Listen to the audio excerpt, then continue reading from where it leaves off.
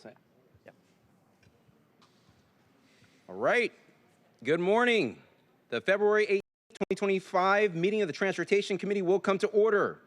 It is 9:34 a.m. I am Rob Saka, Chair of the Transportation Committee.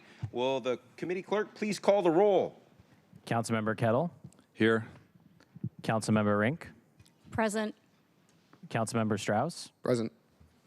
Vice Chair Hollingsworth. Chair Saka. Here. Chair, there are 4 members present. Thank you. And I note that Councilmember Hollingsworth is, Vice Chair Hollingsworth is excused for the first 10-15 minutes until she arrives. Colleagues, if there are no objections, the agenda will be adopted. Hearing and seeing no objections, the agenda is hereby adopted. All right. Well, thank you, colleagues, guests, for joining us today on 2 critically important topics before this committee this morning. Our very first agenda item is a roundtable discussion on regional transit security. In a moment, we will hear from our guests from King County, Sound Transit, the City of Seattle, as well as ATU Local 587 and the Downtown Seattle Association regarding transit security. I want to thank them for taking time out of their busy schedules to join us today and attend this crucial roundtable discussion. While we would have loved to have even more stakeholders join us at today's discussion table, we are, of course, very limited in time and space. However, today's guests are critical stakeholders as we look to strengthen our efforts to continue to move forward as a city to better address our transit security needs. Since taking office last year, transit security has been a major priority for me personally, and I know many of my colleagues as well. And I've been adamant that we need to do more to make both riders and drivers feel safe. As a regular transit rider myself, I took the bus to City Hall this morning. Taking it home later today, I would encourage everyone to take transit. It's a great system. Doesn't mean we can't do better. But as a regular transit rider myself, I have seen personally witnessed unsafe and unlawful behavior while riding our region's transit system, including witnessing people freely and openly smoking fentanyl and brazen stripping of copper wire, which probably stolen. This kind of behavior does not engender the type of public confidence and trust in the average member of the public that we need to better ensure that our transit system is not only is safe by the data, but feels safe as well. Transit operators themselves will have their own unique stories to share. This behavior has gotten totally out of hand and is completely unacceptable. Sadly, in the early hours of December 18th, our transit insecurity came to a head when King County Metro bus driver Sean Yim was tragically murdered in the course of simply doing his job in the U District here in Seattle. Our community continues to mourn the loss of Mr. Yim, operator number 21882. This is for Sean. In the aftermath of Sean's killing, I attended the press conference organized by his union, ATU Local 587. I also attended a candlelight vigil in Sean's honor, along with the memorial service where thousands of members of the public joined to mourn his tragic loss. Colleagues, I saw many of you there at these various events.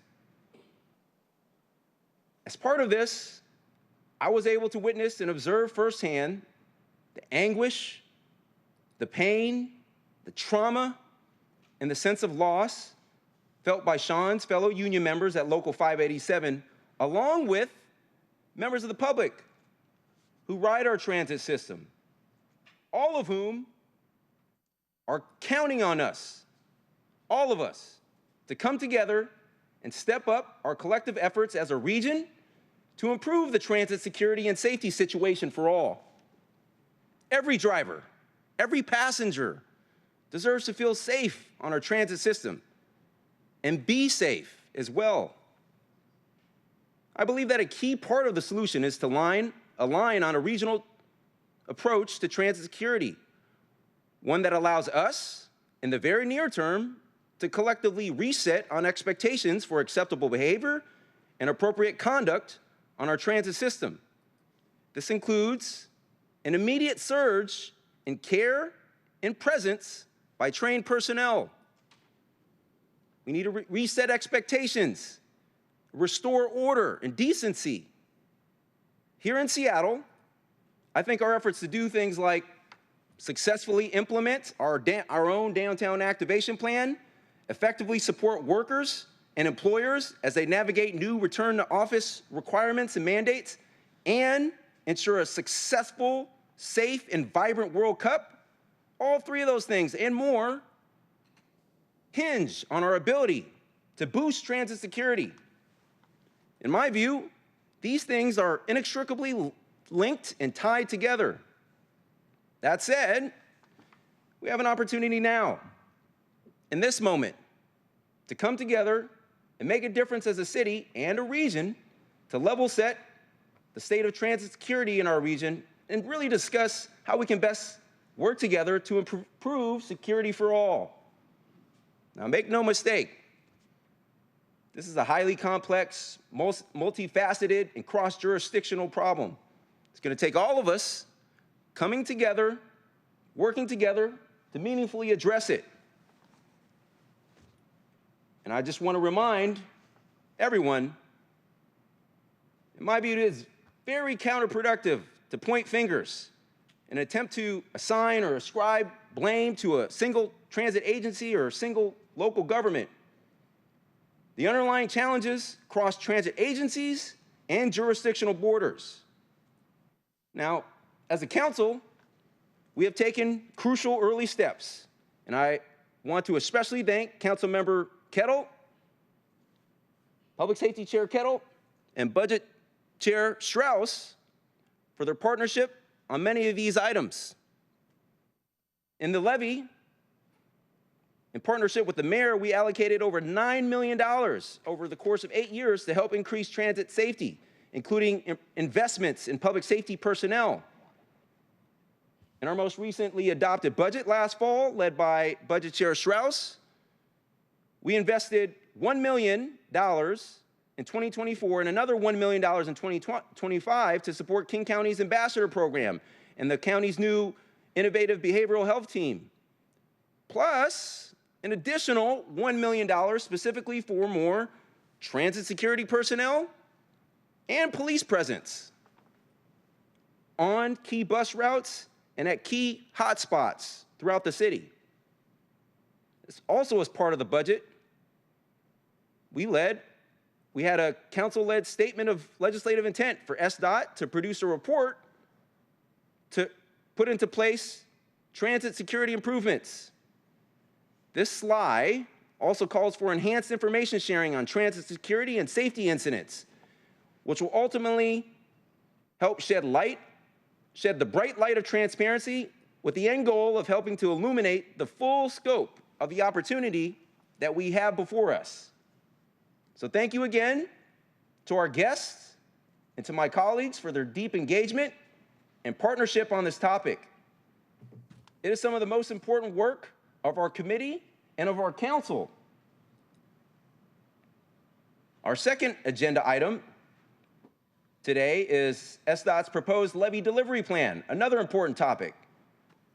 First, I want to extend a special congratulations to Interim Director Emery. I have really enjoyed working alongside you in the mayor's office, and I look forward to our continued engagement and partnership as you step into this new role. It's a great story. As I understand it, you were a former intern at SDOT. You rose to ultimately lead, I think, the Transportation Operations Center before taking a role in the mayor's office. And now you're at the helm of one of the biggest, most strategically important departments in our government. It's a huge achievement for you in the city. Let interns across the city realize that they can go on to achieve great things. So now we got some business to do. Looking forward to hearing more about some of your plans relating to both these topics. But on the second topic, when voters passed the levy in November, they approved of not only the largest, but the most accountable levy in our city's history.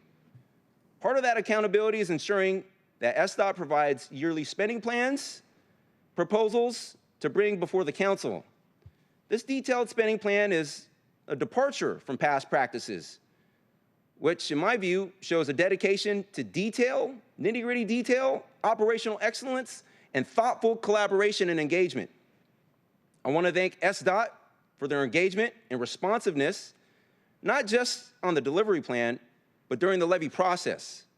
You've been terrific partners. This is a new era for the city in our district-based system. As council members, we're more connected than ever to our own districts.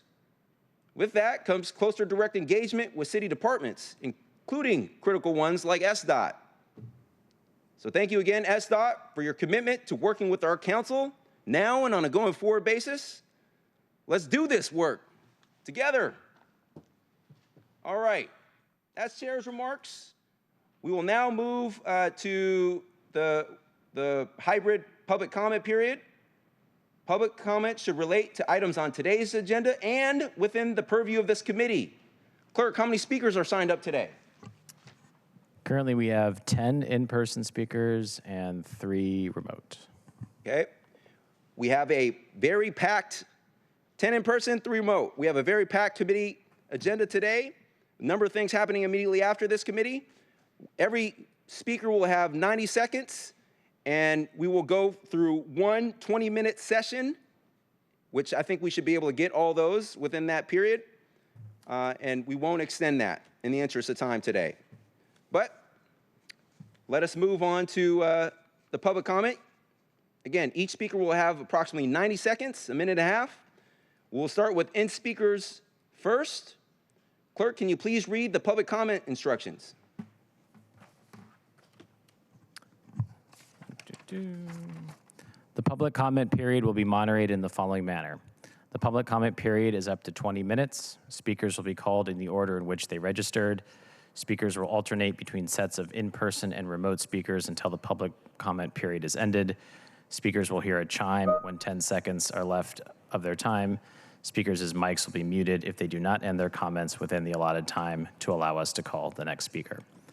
The public comment period is now open, and we'll begin with the first speaker on the list. And that is Janice Stamm, followed by Ryan Davis and Janet Eastman. Good morning. My name is Janice Stamm, and I'm legally blind. I live at Ballard Landmark, and I'm the co-chair of the Missing Link Task Force. I don't want to see the next Seattle Times headline that says that an 83-year-old grandmother has been hit in front of her home. I know that safety is a primary issue for you and the mayor and the 20-year Seattle plan. So if safety is your main issue, then I urge you to look for an alternative to the bike trail on Leary Avenue.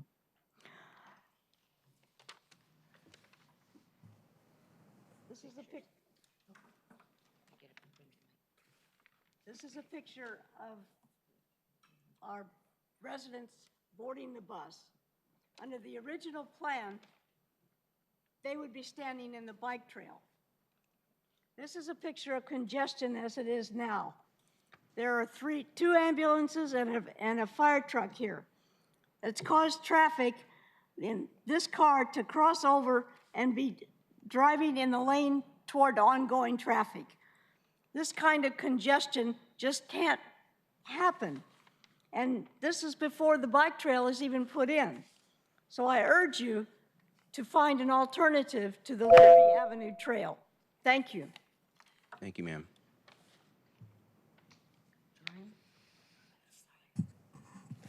Next up is Ryan Davis, followed by Janet Eastman and Megan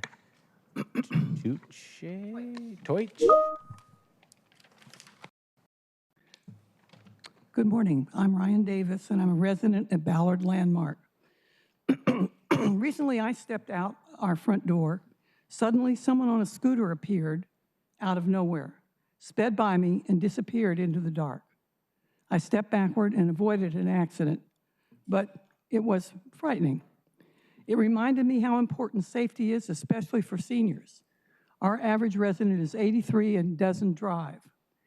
Many are frail or disabled and vulnerable to injury. Our building has one front entrance and 150-some residents. Leary is changing from 4 lanes of traffic to 2. Adding a multi-use bike trail would not make safety first on Leary, but it would add more congestion. I don't see where increasing the amount of traffic and types of vehicles on Leary is either safe or wise. We prefer the shill-show option. Thank you. Thank you, ma'am. Next up is Janet Eastman, followed by Megan, correct pronunciation, Deutsch, and Maxine Schiffman. My name is Janet Eastman, and I live at Ballard Landmark. As elected officials, you try to use taxpayers' money wisely. I'm asking to consider completing the Burke-Gilman Bike Trail on Shilshel Avenue as originally planned. Shilshel Avenue is wide. There are fewer trees or sidewalks to be removed. Leary Avenue has beautiful, mature trees and sidewalks that would have to be removed and then replaced. Recently, a bus lane was added, narrowing the space for cars and a bike trail. I invite you to visit Ballard on a Sunday when the farmers market is open. Look at Shilshel Avenue and Leary Avenue. Compare them. Which street would be better for the bike trail and cost the city of Seattle much less money? Thank you, ma'am. Next up is Megan, followed by Maxine Schiffman and Mary Jean Jones. Hi, my name is Megan Deutsch, and I'm part of the co-ownership of Ballard Landmark, and we also have other businesses in Ballard. Thanks for having me here today. The missing link on Market and Leary threatens Ballard businesses, including Ballard Landmark, and other small restaurants and retail shops by disrupting our parking, accessibility, and operations, as well as damaging the park-like appeal of Ballard by destroying our vital canopy of mature trees. This equates to 192 trees destroyed over 1.4 miles. Businesses will suffer from disruptions due to construction and congestion and have higher insurance costs due to safety issues imposed by the bike lane and the liability of pedestrians being hit and cyclists being hit. Businesses with high traffic like Carter Subaru and frequent deliveries like Ballard Consignment will have difficulty even operating because there'll be so many bikes crossing their egresses and exits. Market Street and Leary are already extremely congested, deterring visitors to Ballard and aggravating Ballard residents. The missing link in Route 40 reduced drive lanes from 4 to only 2, significantly increasing congestion, which is also bad for the environment, as well as businesses and residents. Parking is essential for businesses to thrive, but parking, done. But parking lanes will be reduced from 2 to only 1 lane. The outdated 2017 environmental impact study needs to be updated with a focus on... Thank you, Megan. Thank you so much. Thank you, Megan. And feel free, if you have written comments, feel free to submit those for the file, and that we can gather them that way. And then, folks, just a friendly reminder that chime that you hear signifies that there are approximately 10 seconds left in your testimony. So when you hear the chime, you have 10 seconds. Thank you so much. Okay, next up, Maxine Schiffman, followed by Mary Jean Jones and Steve Guild.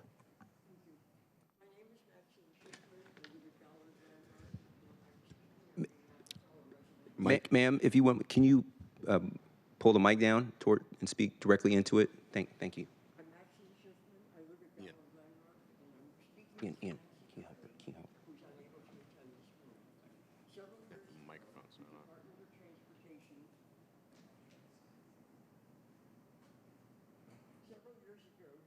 Hey, Rob, the microphones are turned off. Move Seattle Levy to complete the missing link section of the Burke-Gilman Trail on Shilsell. That did not happen. In July of 2024, the City Council voted to move $20 million in the new transportation levy from street repairs to fund the missing link up Leary and Market. Cyclists have used Shilsell for 30+ years because they know it is short, flat, safe route. Placing the trail somewhere else will not eliminate them from Shilsell. It's time to resolve all outstanding roadblocks, build the missing link where it belongs, and make the best use of our tax dollars. Thank you. Thank you, ma'am. Okay, next is Mary Jean Jones, Steve Guild, and Clara Cantor. Good morning, City Council members. Morning. My name is Mary Jean Jones, and I live at the Ballard Landmark Retirement Community. I grew up near Green Lake and Woodlawn Park. I have known the beauty of Seattle for many years, enjoying the trees, lakes, and parks. I also enjoy the lighted trees down the streets during the winter months. The proposed Burke-Gilman Trail link along Market and Leary will take out approximately 192 mature trees, but the preferred route around Shilsell has only about 17 trees to be removed. These mature trees absorb large amounts of carbon dioxide and release oxygen to help reduce the greenhouse gas levels. Mature trees play a more substantial role in improving air quality, managing storm water runoff, and providing habitat for wildlife. Please don't do the Burke-Gilman Trail along Leary. Thank you, ma'am. Okay, next up, Steve Guild, Clara Cantor, and Tyler Vasquez. Can you help him with the mic?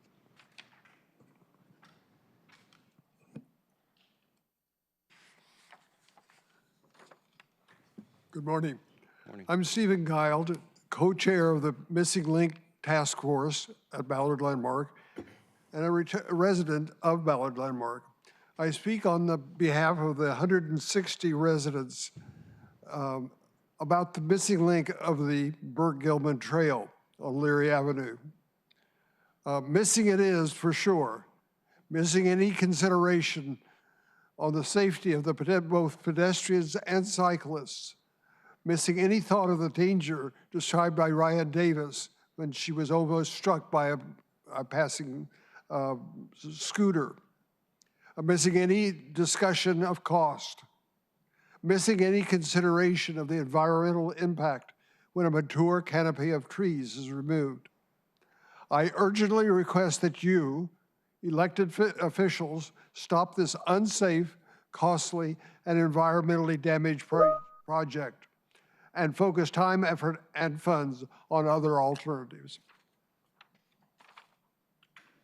Thank you, sir. Okay, our last set of in-person speakers, Clara Cantor, Tyler Vasquez, and Gordon Paddleford. Good morning. My name is Clara Cantor, and I'm a resident in District 2 and a community organizer with Seattle Neighborhood Greenways. In 2015, our city committed to Vision Zero, which is the goal of having 0 traffic deaths or serious injuries by 2030. We are now 5 years from that goal, and the number of people who are killed and injured on our streets is as high as ever. We average about 25 to 35 people who are killed every year, and about between 150 and 250 people who have serious life-altering injuries every single year. Those injuries and deaths overwhelmingly happen on high-speed arterials in Seattle, where the most crashes and fatalities occur. They are outdated and designed for speed rather than safety. I'm thrilled to see in this SDOT plan key safety upgrades planned for Seattle's most dangerous streets, including Aurora Avenue, Rainier Avenue South, and MLK. Those projects, if they're done well and done to reduce speeding on those streets, will absolutely save lives. And victims of traffic violence are overwhelmingly people who are walking and biking and accessing transit. Those people are not just numbers. Each of those deaths or injuries has rippling effects in our communities, with that person's family, friends. I live in the South End. I cross both of those streets every single day with my kid on the back of my bike. And so this matters for me personally as well as professionally. Please support SDOT in approving and implementing this plan to redesign the street. Cool. Thanks, Claire. Thank you, Clara. Okay, Tyler Vasquez, followed by Gordon Paddleford.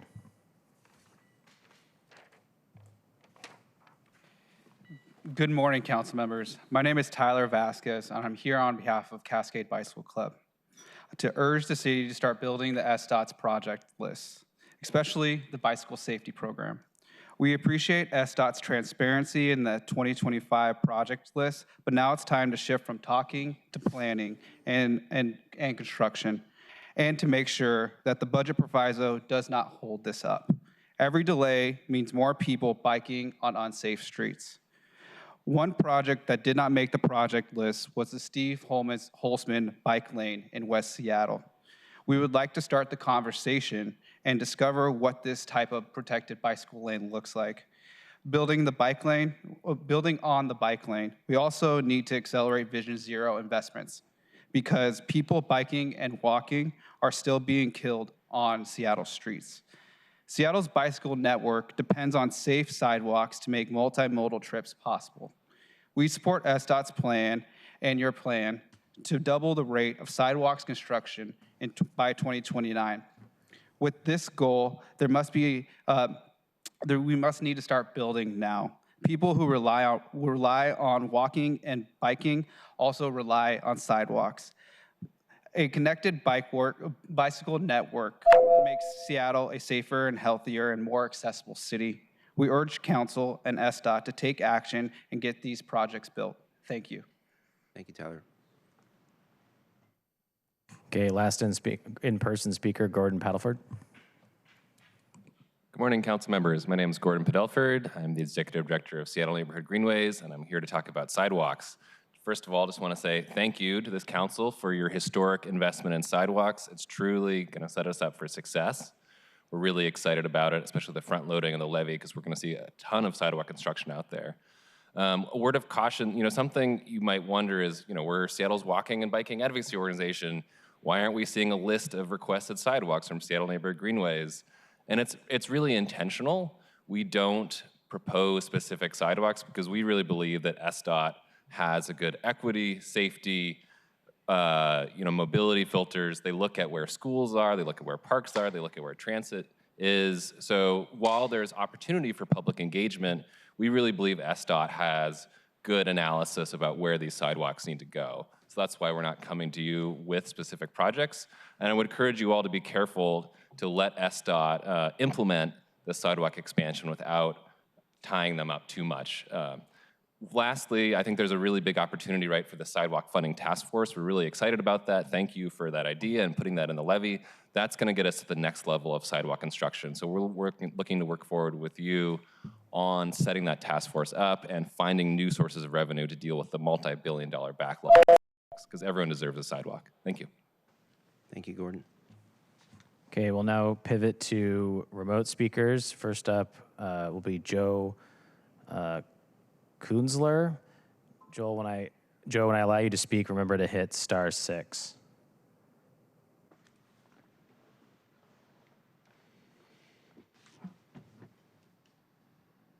Thank you, Chair Saka and committee. Good speech this morning. I ride transit to get around, and I really appreciate you also doing so and your care and concern for transit riders. What happened to Sean Lim was inexcusable and a clear showing of how being soft on crime results in very deadly consequences. And it's really important to restore some law and order throughout Seattle. And whether or not it's drivers speeding or reckless driving, that's all. In fact, we have a lot more fatalities from driving than transit, but every life is precious. We need to address that. We need the city of Seattle to clean out the home, stop drug trade, stop the fentanyl, and lock up bad guys.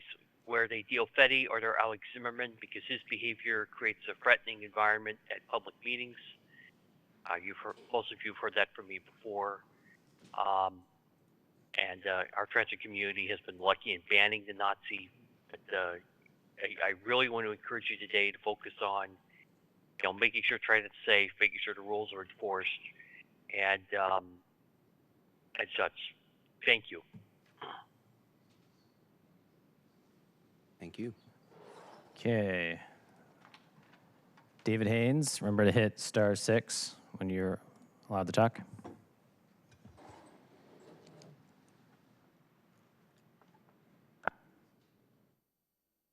Hi, thank you. David Haynes. I think it's free to say that we need a more concerted effort between the Metro Police and the Seattle Police Department to keep arguing that the other agency is responsible for in and around the bus stops. We need a law that the city police and the Metro Police stop arguing about who's responsible for policing inside the bus stop. And we need laws that say that cops and Metro have to trespass these junkie thieves and force them to be, just put them in the jailhouse or the police station for a minute and have them be questioned to find out where they keep getting the drugs, and then have some sort of court order that says, okay, you have to go to behavioral crisis or a mental crisis or a combination thereof. But we still haven't improved public safety from the perspective of the police actually being trained properly, because I hate to say it, the Democrats have sabotaged the integrity of police reform. And it's not only about the bus drivers being safe behind that plastic partition while they allow these individuals on the bus who want to spit spray their diseases and mental problems all up and down the bus route or up and down the bus aisle. We need a legitimate effort for safety, not to persecute the poor people. And I would like to point out that $9 million from the transportation levy for public safety is like pennies. And also, just Ballard Avenue is the best bike route. If you take Shilshole, it's a concrete dust ball from the concrete factory, and Leary. Thank you, David. That was time. Okay, last speaker, John Toich. John, currently you're not present. I'll give you a few seconds.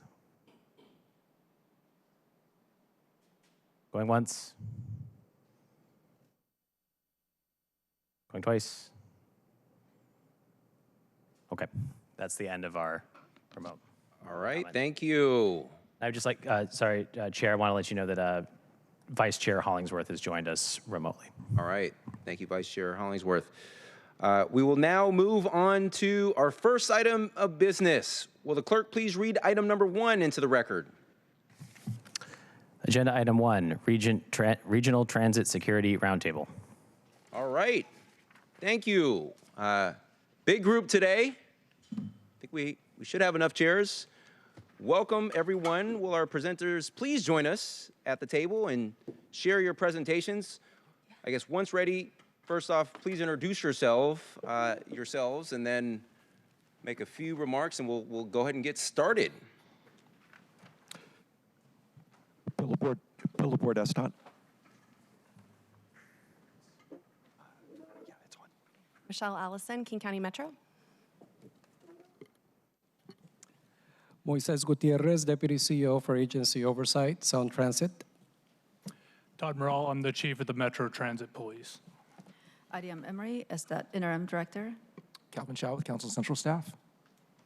Natalie Anderson, Chief of Public Safety for Mayor Harrell. Ken Price, ATU 587 Vice President. Jeff Stambaugh, ATU 587 Vice President. Greg Woodville, ATU 587 President. Neil Crozier, King County Metro. John Scholes, Downtown Seattle Association. Awesome. Well, good morning, everyone, and welcome. Really excited for you to join us today and share your thoughts. A lot on this important topic. A lot has happened, as we know, over the last few months in particular, and there's been a lot of action and constructive momentum, in my view, and we need to continue that and capture that momentum and realize the benefits of it. And so, which is in part why we're here today.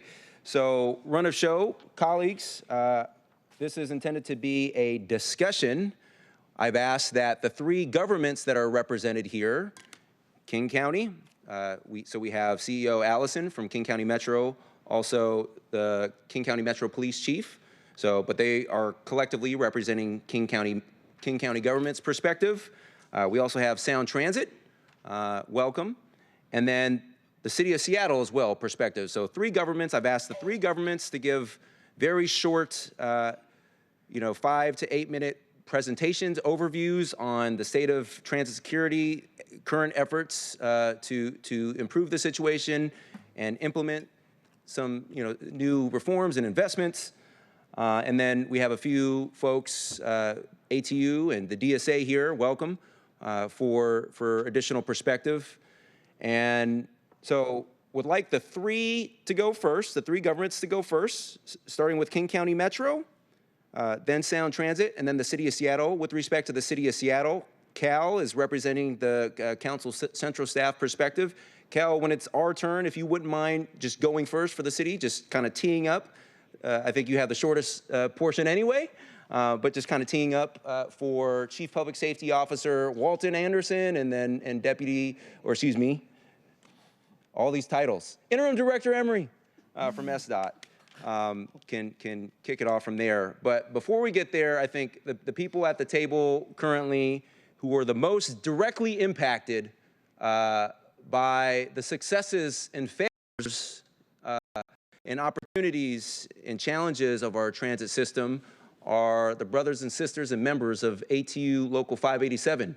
So would really love to give them an opportunity to provide a few opening remarks and just share your perspective, and then we'll allow King County government to go ahead.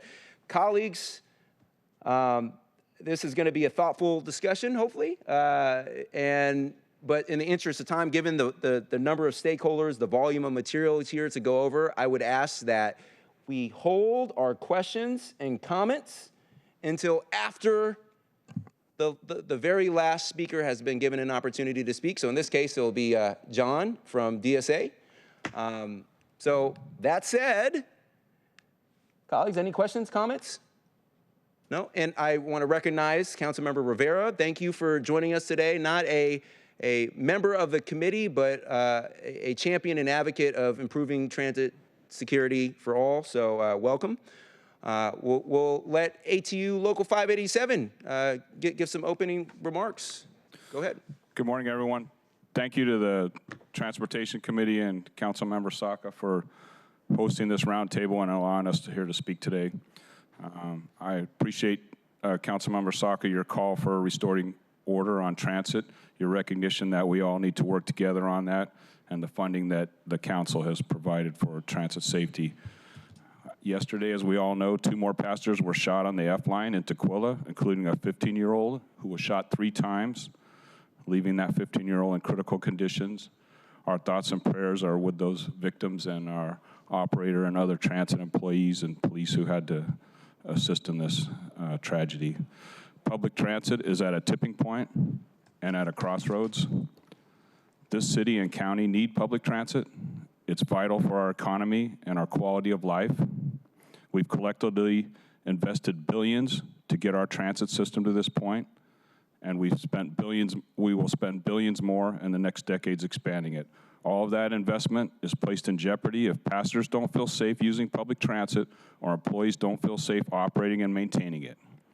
We have no other choice than to make whatever changes and investments are needed to restore order and accountability on and around public transit. Every mayor, city council member, police chief, prosecutor, county, state, and federal politicians should commit to helping make transit safer for their constituents to use and operate.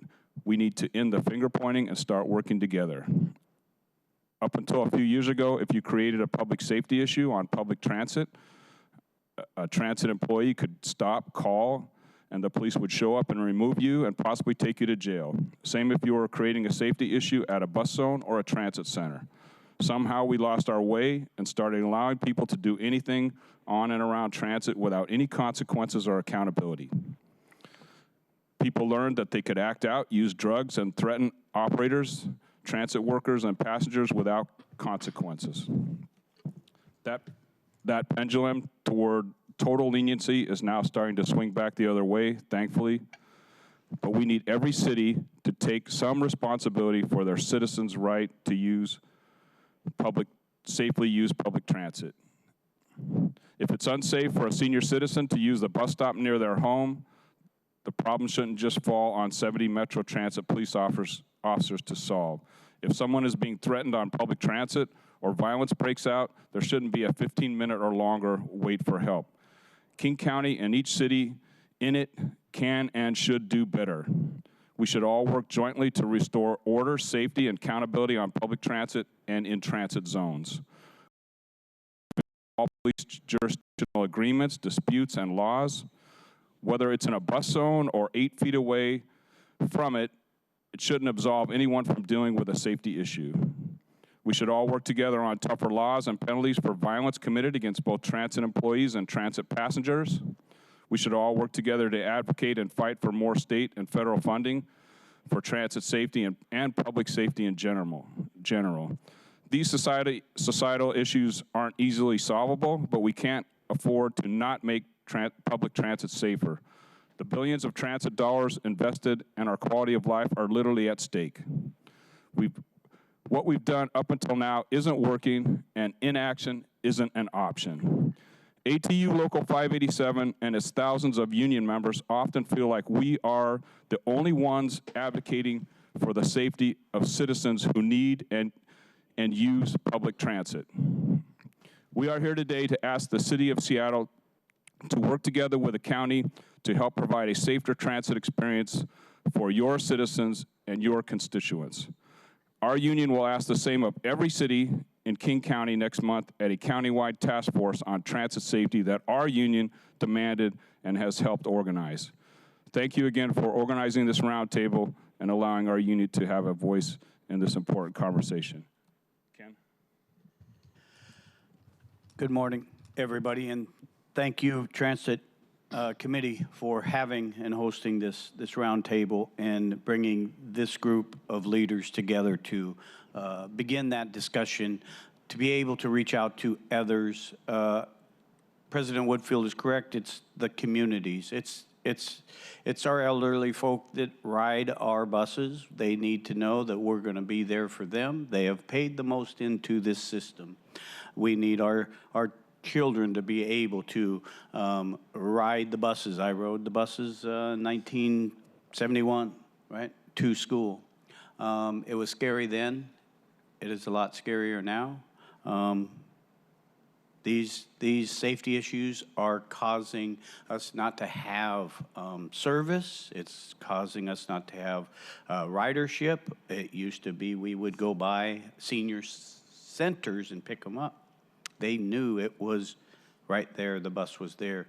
Now, it is not the safest to go down the street and into the zone. But I believe and I thank everyone for this opportunity to address this, to really reach out to all the communities, this downtown Seattle, the city of Kent. Everyone has to protect their taxpayers that live in their city. Give them the right to get on the bus and use this great transit system we got. We have the World Cup coming here. This is just the practice that we have to hit that goal to our transit ambassadors. I want to thank City of Seattle, King County Metro is that forward-looking vision. So thank you and look forward to more conversations. Jeff. Thanks for having us here today. Greg Woodfill and Ken Price already touched on almost all of it. I'd just like to reiterate the fact this is not just a transit operator or a transit rider problem. This is a societal problem that everyone needs to work on together. This affects our transit operators, our transit riders, our vehicle maintenance employees, and our facility maintenance employees. Our facility maintenance employees are out trying to clean the zones, trying to make the transit safer and more accessible, and they're confronted with folks with guns and knives telling them that this is their homes and this is their places and they don't belong here. This needs to be addressed as a regional issue, as a societal issue, not as a transit problem. Thank you. Thank you, ATU. Really appreciate your perspective here. And I note that Vice President Kim Price, I think, is an immediate past president of ATU before President Woodfill took over. So thank you, ATU. King County, would love to hear your thoughts and perspective. Feel free to go ahead and start sharing your presentation and go ahead. Thank you so much. Again, I am Michelle Allison, the General Manager of King County Metro, and my colleagues Neil and Major Morell are going to join me in this presentation. So thank you for inviting us, and thank you for the opportunity to discuss what we're doing to help invest in a safe, clean, and reliable system, which is certainly an investment that the city has been part of as well. Next slide. As you noted, Council Member, we did tragically lose Operator Yim in the end of December, and that act of violence was incredibly disruptive for our organization and for the city and for the region that we serve. And so we want to take a minute and just recognize Operator Yim and appreciate his service, and also we'll continue to remember him in the years to come, and we'll use this moment to certainly make change. Today, I'm going to talk a little bit about what Metro is doing when it comes to our model of care and presence. Metro has historically had a traditional public safety model that primarily relied on Metro Transit Police, our transit security officers, and our service quality first line supervisors. And although those three components remain incredibly important for us, we also recognize that we need to enhance the way we are doing business to provide more ways to have presence and care. So although we are going to always have transit security, our Metro Transit Police, as an important part of this discussion, in 2020 we launched Safety, Security, and Fair Enforcement Initiative. This reform initiative centered BIPOC voices and those that intersect with other marginalized and underserved communities. The goal was to expand the presence and the security functions on Metro. So you'll see here, we added some important components: behavioral health support teams, our safe ambassadors, and we're going to talk about how these functions come together on our system to support our employees and our riders. Following the Safe Reform Initiative, Metro expanded beyond our traditional public safety model, which we now call our care and presence model. In addition, Metro stood up these two programs that I noted, which are new for us. And so we have lots of learnings and adjustments that we're going to make along the way, but they are an incredibly important component of how we show up to provide support for folks. We also know that as Metro Transit Police continues with the workforce shortage, we need all the tools available to us to match the moment. And sometimes the moment is providing a pair of socks or a granola bar, or inviting someone to go seek shelter somewhere else, right? So what we want to really do is expand the tools available for us. Next slide. So a little bit of context on where we are today. As we noted, Metro is certainly not immune to safety incidents, and they do happen on our system. However, they are trending in the right direction. When incidents on our system do occur, our employees call our Transit Control Center, which we call TCC, and this creates a coordinator service record. These CSRs might not reflect every single incident that occurs on the system, but they are able to reflect most incidents and help us show trend lines and where we need to invest our resources. So on this graph, you can see that the CSRs are per million boardings. They're measured per million to bench incident trends based on ridership levels. Metro uses this data to really locate the times of day, the regions around our jurisdiction, to deploy our resources, both security and law enforcement, accordingly. With this approach, we have reduced the number of incidents from 243 per 1 million boarding during the peak of the pandemic, when the ratio of boardings to riders was very different, to 71 in December of 2024. While this trend line is stabilizing to our pre-pandemic levels due to the efforts that are underway, our goal is 0 incidents and will remain our goal. We are going to continue to review the trends and adjust our deployment to right-size our resource, and we will continue to work with our partners, including you at the City of Seattle, on this effort. Next slide. So as you rightly noted, Councilmember, one of the aspects of our system is we need to elevate and request better behavior, enforce the behavior that is not in accordance with our transit code of conduct, and be clear to our riders about what we will tolerate and what we will not on our system. And one of the ways that we are doing this is resetting our rider expectations. We've been working on strengthening the shared understanding about what is and is not acceptable on transit. While our standards have remained the same, we've partnered with communities to understand how to better communicate our code of conduct. Before, it was very wordy, it was hard to understand, and it wasn't necessarily presented prominently on our system. So the changes we made simplify our message and ensure that our code of conduct and our priorities are clear. Pay the right fare, be respectful, don't harass the driver or the riders, and don't smoke anything of any kind. Do not do drugs, and do not drink alcohol. We will all be seeing this revamped Ride Right campaign over the next several months, and we will also be relaunching our fare enforcement.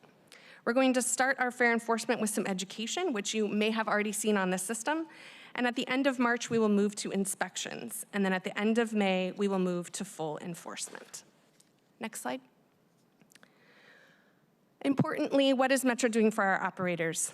We expect that the Ride Right campaign will help improve our conversation and expectation with our riders, but we know that's only one part of our solution. We've heard from our bus operators and our labor partners here today about what they need to improve their safety, and we're working closely with them to accomplish those needs. We've heard that there's a need for additional transit security and law enforcement. We've invested in our transit security officers, increasing the number from 70 in 2022 to 170 in 2025. And we're increasing the number of Metro Transit Police deputies from 79 to 89 in 2025. We're finalizing negotiations with SDOT to expand the $1 million levy enhancement for transit security officers, as was noted.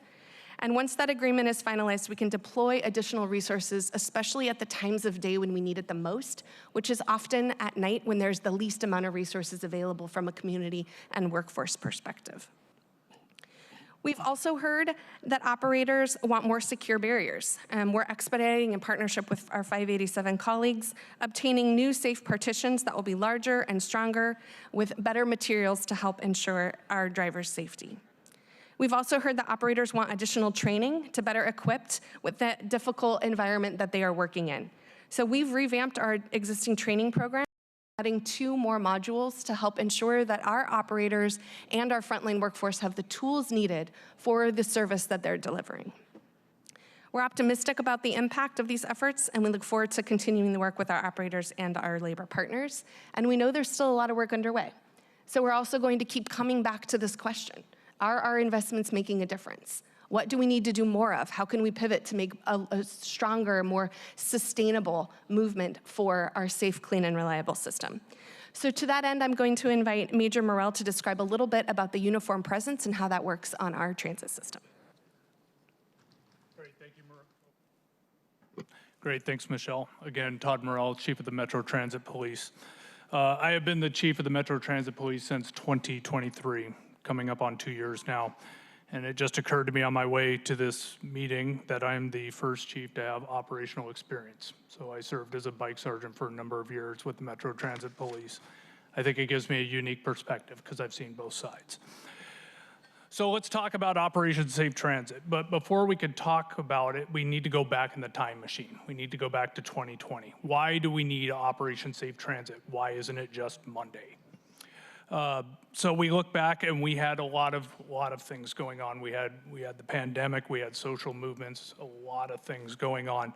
What that did for your deputies at the Metro Transit Police is it essentially eliminated booking as an option for all misdemeanors, and in that is encompassed the unlawful transit conduct. Basically, everything outside of the most egregious felonies were not eligible for booking. Councilmember Saka brought up a couple of his personal experiences while riding transit, and I thank you for sharing those. Prior to Operation Safe Transit, as a law enforcement officer, I would have had no option to book that person, whether it was drug use or stripping copper wire presumed to be stolen. I would have had no option. So obviously, as the chief, that's creating a lot of frustration. It's creating frustration for our colleagues, frustration for our ridership, frustration for my deputies, because at the end of the day, we are public servants and we are hired to solve problems through a myriad of ways. Operation Safe Transit started, and we learned through past practice that just from the law enforcement lens, if we come up and say, from a law enforcement lens, this is what needs to be done, that doesn't necessarily resonate. It's pretty myopic. So it was very important to us that this was an agency-led initiative, meaning that Sound Transit and Metro needed to be the ones to champion this as opposed to their respective law enforcement officers. So with the genesis of Operation Safe Transit, it brought together King County Metro, Sound Transit, obviously the Metro Transit Police, who falls under the purview of the sheriff, the Department of Adult and Juvenile Detention, and the King County Prosecutor's Office, and it brought us all on the same page. And to break it down was, we understand the philosophy of the county, we understand Metro's driving philosophy. When everything has failed, when the attempts to modify behavior, to connect people with community-based service providers, to offer resources, when all of that has failed, there has to be a criminal justice backstop. At the end of the day, we are trying to create a culture of acceptable behavior. And when we don't have that criminal justice backstop, what was manifesting 21 through 23 is we walked away. We had no other option. We've exhausted all our resources. I have no ability to take you anywhere. So with that, we all got in agreement with the agencies listed above there, and on May 1st, we launched it. This was intended to be a beta test. From May 1 to September 1, we would take a look at it and see if this was a program worth adopting. It took exactly 30 days before Executive Constantine adopted it in full. An important note is that Operation Safe Transit was initially designed just for 3rd Avenue, for the downtown corridor. With that full adoption in June of 24, it expanded system-wide. So the intent of Operation Safe Transit is to reinstate a criminal justice backstop. I am not here to advocate that everyone needs to go to jail for everything all the time. What I do advocate for is when we are unable to change that behavior and every other option has failed, your deputies need that option. They need the tool to remove that behavior from our system. We will always seek to the lowest level of police intervention to resolve a situation. We are the subject matter experts at moving populations. We are well-versed in education. We work hand in hand with community service providers. We are well-versed in those disciplines. When all else has failed, we need to go back to that conventional criminal justice metric. Again, we are trying to establish a culture of acceptable behavior on our system. What Operation Safe Transit is not is arresting our way out of a problem. We are not looking to take everyone to jail for everything all of the time. This is about for addressing the most egregious behavior when we have no confidence that that behavior will cease or modify. We are not criminalizing homelessness. We are not criminalizing poverty, mental health disorders, substance abuse. People who are seeking help and want to be connected with help through community-based service providers, 100%, we are there to make that connection.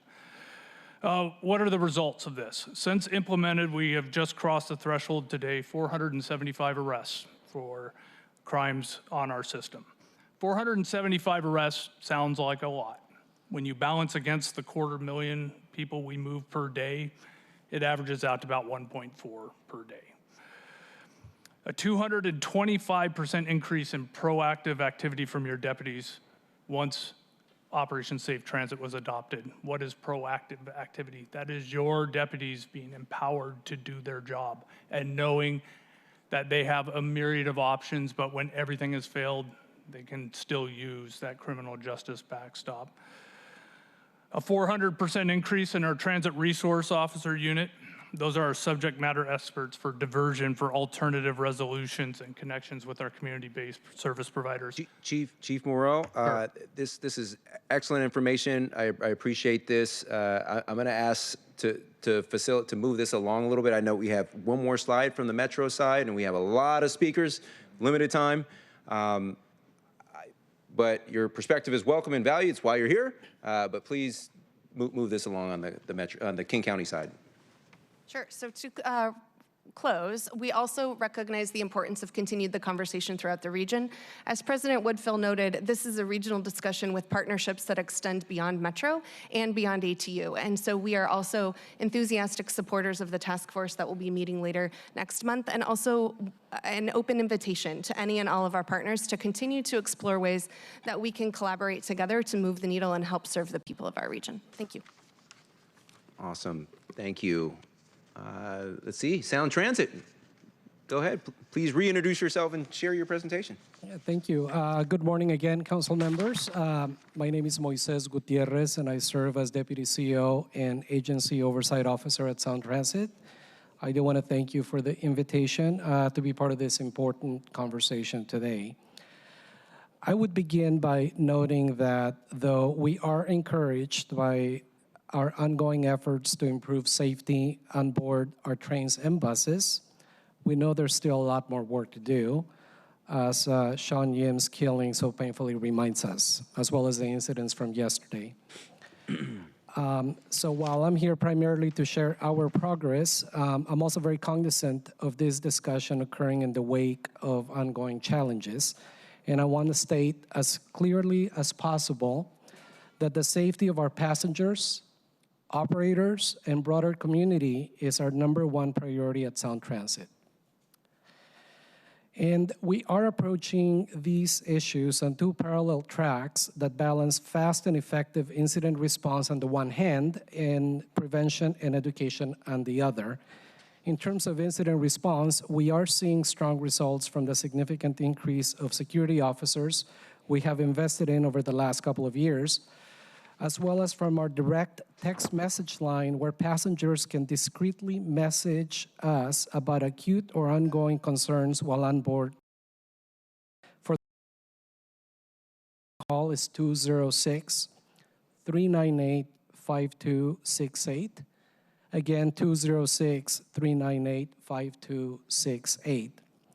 And we have set an ambitious goal that if a passenger messages us leaving one train station, a security guard will be able to board and address the issue by the time the train reaches the following station.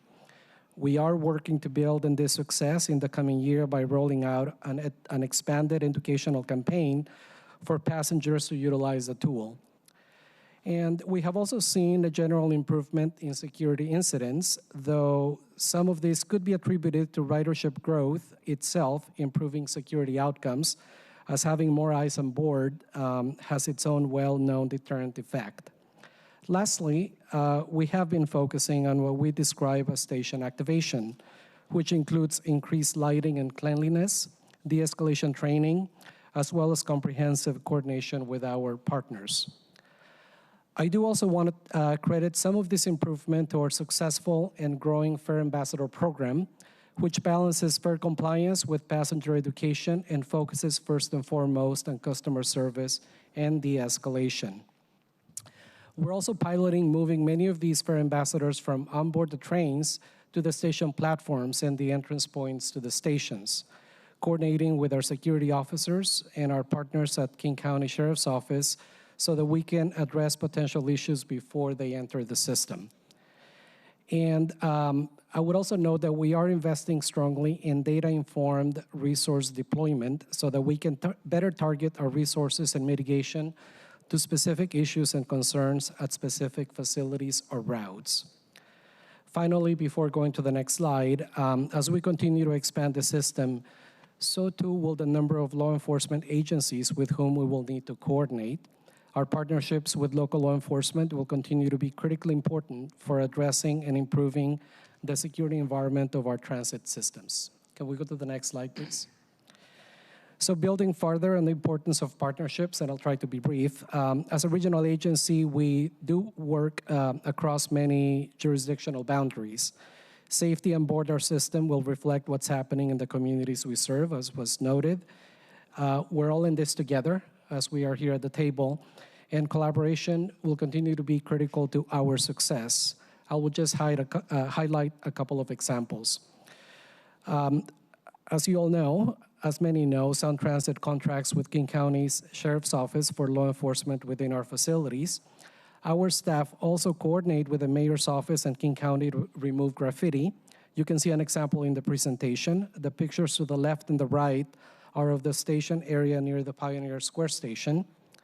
And relative to station activation, in the last couple of years, Sound Transit has updated its policy on buskers to include the downtown Seattle Transit Tunnel after we assumed ownership from King County. After a very successful pilot launched with Seattle Parks in 2023, the Sound Transit Board added funding last year to expand the partnership to have buskers this year at various downtown stations. And additionally, I'm happy to report that the City of Seattle provided an additional $500,000 in last year's budget for additional station activation partnership. The fourth item is Sound Transit is partnering with the City of Seattle and King County Metro to activate 3rd Avenue as part of the Mayor's Downtown Activation Plan. And we're also partnering with the King County's Behavioral Health Department, which is a pilot that started a couple of years ago focused on passengers experiencing mental distress. Based on 2024 data, we are seeing progress is being made as the program had over 8,000 contacts, and we were able to connect many of these individuals with service providers. I will finish by stating that partnership and collaboration are central to our collective success.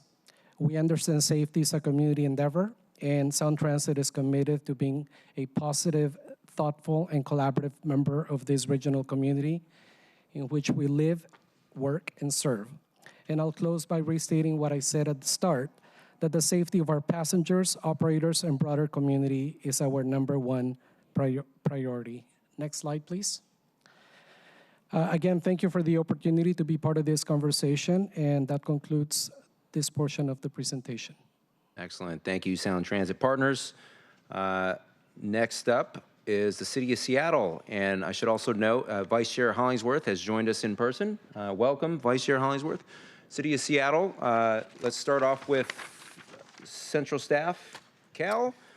Colleagues, there was an updated version of this, colleagues and members of the public, there was an updated version of this presentation that was emailed to you all colleagues this morning, and it more up to date, a little more comprehensive than what was originally posted on the agenda a few days ago. So please pay attention to this version. And again, you all colleagues should have copies of this that were circulated to you earlier via email. Thank you. Cal, go ahead. City of Seattle. Council members, Calvin Chow with Council Central Staff. Chair, at your request, did highlight a few of the recent Seattle legislative actions that are related to transit safety and security. The first is in part of the transportation levy that voters approved last year. You included $9 million over 8 years of the levy to support transit and public safety personnel services for transit rider safety and security. As part of the 2025 budget, you included $1 million to support King County Transit Center Ambassador Program and King County's behavioral health team deployed on transit, as well as $1 million for transit security and for transit police. And you added a statement of legislative intent requesting that SDOT provide a report on implementing transit security improvements and services. And that request is due on June 2025. So with that sort of context of what you've done, I'll turn it over to SDOT and the executive to talk about implementation. Thank you. Adiam Emery, SDOT Interim Director. Good morning, council members. Chair Saka, thank you for convening us to speak about our roles and responsibility and investment. We regularly work closely with our partners at Metro and Sound Transit to provide a safe and reliable experience on transit. SDOT leads with safety in all our work. We invest in transit passenger safety in a variety of ways in alignment with our vision that Seattle is an equitable, vibrant, and diverse city where moving around is safe, fair, and sustainable. Next slide, please. As a baseline, there are two primary ways SDOT supports transit passenger safety. Our primary area of service is making physical improvements in the right-of-way. We build sidewalks, safe crossing near transit stops, and improve bus stops so people walking or rolling can safely connect to transit. We also contribute to passenger safety through our purchase of Metro Transit service through the Seattle Transit Measure, or STM. STM funds transit service, transportation access programs for low-income residents, transit capital improvements, and emerging needs. A portion of the amount SDOT pays for transit service goes towards Metro's transit security costs. STM also funds Seattle's streetcar operation, including streetcar safety and security efforts. In addition to this expansive baseline investment levels, SDOT is increasingly investing investment levels through the recent passing transportation levy, which includes another $9 million for transit passenger safety, with $1 million set aside to improve transit security at hotspots. Additional investment is also coming from STM to expand Metro's Transit Ambassador program in Seattle. This investment's begun in 2024 and will continue with a $1 million investment this year. Next slide, please. STM purchases additional transit service from King County Metro. Adding more transit service means also paying for safety and security costs associated with those investments, including a proportional contributions to Metro Transit safety and security program costs as Metro has grown their programs. Through STM, SDOT also invests in transit ambassadors who provide care and presence on Metro coaches and near bus stops. In 2024, SDOT invested over $200,000 to serve locations in Central District, Rainier Avenue, and Seattle Center, Belltown. For 2025, SDOT is currently working with Metro to add 2 to 3 new transit ambassador locations by Q2 of this year, in addition to the 3 areas implemented in 2024. Next slide, please.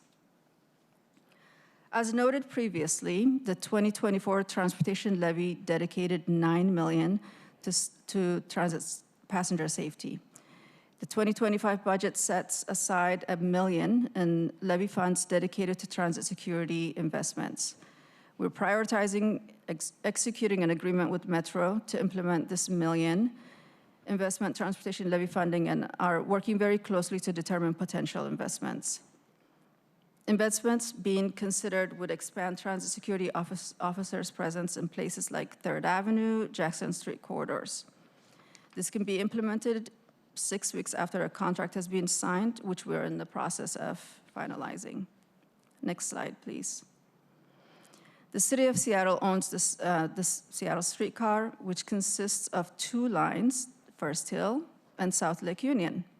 Metro operates and maintains the Seattle streetcar per contract with SDOT. Since 2021, SDOT has worked with Metro to fund and deploy privately contracted transit security officers on streetcar services for a total of 8 hours a day, 7 days a week across both lines. The transit security officers and streetcar supervisors enhance the rider experience and safety by supporting compliance with the streetcar's code of conduct, which is the same as Metro's. Over the last 3 years, SDOT electricians have also been installing enhanced lighting to streetcar shelters system-wide to support passenger safety and comfort. We anticipate to finalize the 8 streetcar shelters with the same enhancement this year. Next slide, please. The primary way SDOT invests in transit passenger safety is by making capital investments that create safer passenger crossing, waiting areas, and streets near transit stops, making it safer and easier to access transit. While this type of capital investments are implemented through a variety of SDOT programs, from Vision Zero to the pedestrian program, one program that is specifically aimed to make these investments is the Transportation Levy-funded Transit Spot Improvement Program. The levy includes about $27 million for this program, which also makes roadway changes to make transit trips safer and more reliable. Transit spot improvements projects include pedestrian lighting, bus zone expansion, bus benches, crossing improvements, which makes passengers and stops more viable and promote a feeling of safety for riders. Next slide is, I'm going to introduce our Chief Public Safety Officer, Natalie Walton Anderson, to speak about the effort that's underway from the Mayor's office. Thank you, Director Emery. Good morning again, Natalie Walton Anderson, Chief of Public Safety. Thank you, council members and Chair Soccer for the opportunity to present to you today. Again, Mayor Harrell's priority is public safety, safe streets and safe city for all. This includes our transit system that runs through the core of our city, and we want to ensure that our partnership and collaboration with King County Metro, Sound Transit, to address the safety concerns for our not only transit employees and operators, but all of our riders, that they have access, safe access to into the city to work, visit, and enjoy our arts and culture. Under Mayor Harrell, the public safety team has been working on several different initiatives to support a vibrant downtown, to revitalize our neighborhoods with an enforcement strategy, a holistic, coordinated approach, and also a place-based approach. The public safety team is wholly invested in coordinating all of our public safety responses to support the investments that SDOT has made to increase presence on transit with additional funding, as Director Emery just spoke about, in terms of hiring transit ambassadors and Metro Transit security. There are several different city safety initiatives that the Mayor's office has put forward, and I want to talk a little bit about them in the time that we have left. I think, first of all, it's going to take a lot of different responses and resources to address this multidimensional issue that we are facing in not only our city, but our county and our region. We've expanded the hiring of our care crisis responder team. That expansion really gets to the heart of some of the issues that I know a lot of our operators and drivers see. Individuals with significant mental health concerns, and the care expansion really does help to address some of those issues before they even reach transit. In addition to that, we are continuing to work on our SPD hiring with our numbers. Currently, we are hopeful that we will continue to see more net increases. In addition to that, we are also hyper-focused on retention of our officers that are currently there. Some other city safety initiatives to support, again, the investments that SDOT has made in terms of transit security is our downtown activation team pilot. This is a pilot without an end date, but I want to talk a little bit about what the downtown activation team is doing in terms of our safety responses. First of all, it is a culmination of at least 15 different departments. Mayor Harrell has said that every city department is responsible for public safety. It is all of our jobs in order to ensure that. So we're starting with, first of all, a coordinated approach between our departments, and that includes an enforcement strategy. Chief Morrell mentioned earlier Operation Safe Transit. Seattle Police Department was a partner in Operation Safe Transit, and in addition to that, Seattle Police Department does operations all throughout the city, and especially in our transit corridors, to address drug trafficking and other issues related to crime. Our downtown activation team, SPD, is one of our lead agencies, along with SDOT and other departments that help us, first of all, address some of the visual disorder that causes, and it truly causes the perception that we are not addressing crime and disorder in our city. That team has started out in the 3rd Pike Pine area with a pilot there to address that. As we all know, 3rd Avenue is one of our main transit corridors in and within the city. We activated in the Little Saigon neighborhood of the CID November 1st, which is an incredibly challenging and significant safety and security area, not only for our operators, drivers, and passengers, but for many of the residents that are there. We've activated the same approach in terms of addressing the visual disorder, but we know that that's not enough. Similar to what Ms. Allison was saying earlier, we need a coordinated response and a holistic response. The Mayor's Office Public Safety Team has been working with our city contracted community service providers, such as LEAD, We Deliver Care, REACH, for a coordinated response to deliver more outreach in and around 3rd Avenue, the Little Saigon area, and to really understand who is in that area and what are the needs that are there. We have now dedicated public safety treatment beds at Valley Cities, and one of our other lead agencies, Seattle Fire Department, has been key in helping us to address some of the ways in which we can get individuals into service. We've seen dramatic reductions in the short time that we've been activated in terms of the calls, priority 1 calls for service, and we hope that will improve. but we know we have to keep looking at what the issue is because it's not solved and continue to look at what more we can do. We know that one of the key things is to activate our healthy and vibrant neighborhoods, meaning that we have to have hold of that space, reset the norms in order to bring in more resources such as arts, culture, to be able to maintain that. Our goal is a public safety response, a vibrant neighborhood, economic recovery, which is also key, and community well-being. That includes everyone. I want to make sure that it's clear that the mayor and the mayor's public safety team are making efforts every day and are cognizant of the public safety challenges that face our city, our county, and our state. It is a priority for the mayor and all of our partners sitting here for safe streets and safe ridership for all. Thank you for the partnership and collaboration at this table.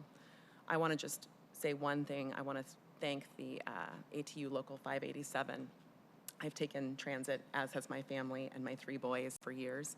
I see your drivers and your operators every day exhibiting tremendous acts of kindness and service and care for our ridership.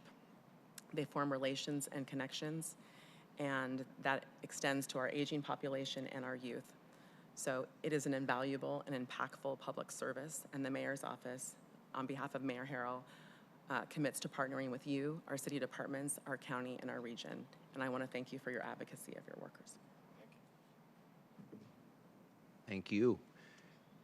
Yeah, to be honest, last but not least, Mr. Scholes from the Downtown Seattle Association, but to be honest, but for the advocacy of ATU, we've had these various focused and sustained efforts to improve transit security and safety for all, including at the city level. We talked about what those are. There's efforts ongoing to implement those, but for the leadership and advocacy of ATU, I don't think we would be collectively organized and even be in this position where everyone's at the table today. So I appreciate the partnership and advocacy of ATU. It's going to take all of us, and we need to all come together. So, which is why we're here. So thank you. All right. DSA, go ahead, last but not least. Thank you, Chair Saka, and I will be brief. Again, John Scholes with the Downtown Seattle Association. Appreciate you and this committee holding this important hearing, and appreciate the great leadership at this table who's clearly making progress to ensure we've got a safer, more welcoming transit system across our city, across our region than we've had in recent years. Great cities rely on great transit systems, certainly downtowns do. And transit systems, great ones, are ones where the operators and the riders feel safe to board and to operate those vehicles. We represent about 2,000 property owners and companies and organizations in our greater downtown that understand the importance of our transit system. And we want to offer our condolences to Sean Yim, his family, his friends, and to his colleagues who was just doing his job. And we rely on him doing his job. We employ about 200 folks that are showing up here 362 days a year to provide services in public areas, including around our transit stations. 90+% of them are getting to work every day on the bus or the train. My kids are daily riders. I was just tracking my son. He's on his way to Jefferson to go hit balls. I should say the Bill Wright Golf Complex to go hit balls. So my kids are riders, I'm a rider. And great cities rely on great transit, and downtowns don't work if we don't have great transit. So thank you for what you all are doing, and thanks to this council. The actions you all have taken over the last year in partnership with this mayor and the city attorney to improve public safety in this city has accrued benefit to the transit experience. And we got off course there many years ago. And I think we found ourselves unable as a community to distinguish between those that were hurting and need help from those that are out hurting other people and need to be held accountable. And we, in many cases, chose not to intervene in either case. And we saw the results of that. More people suffering, more people getting hurt, and more incidents on our transit system.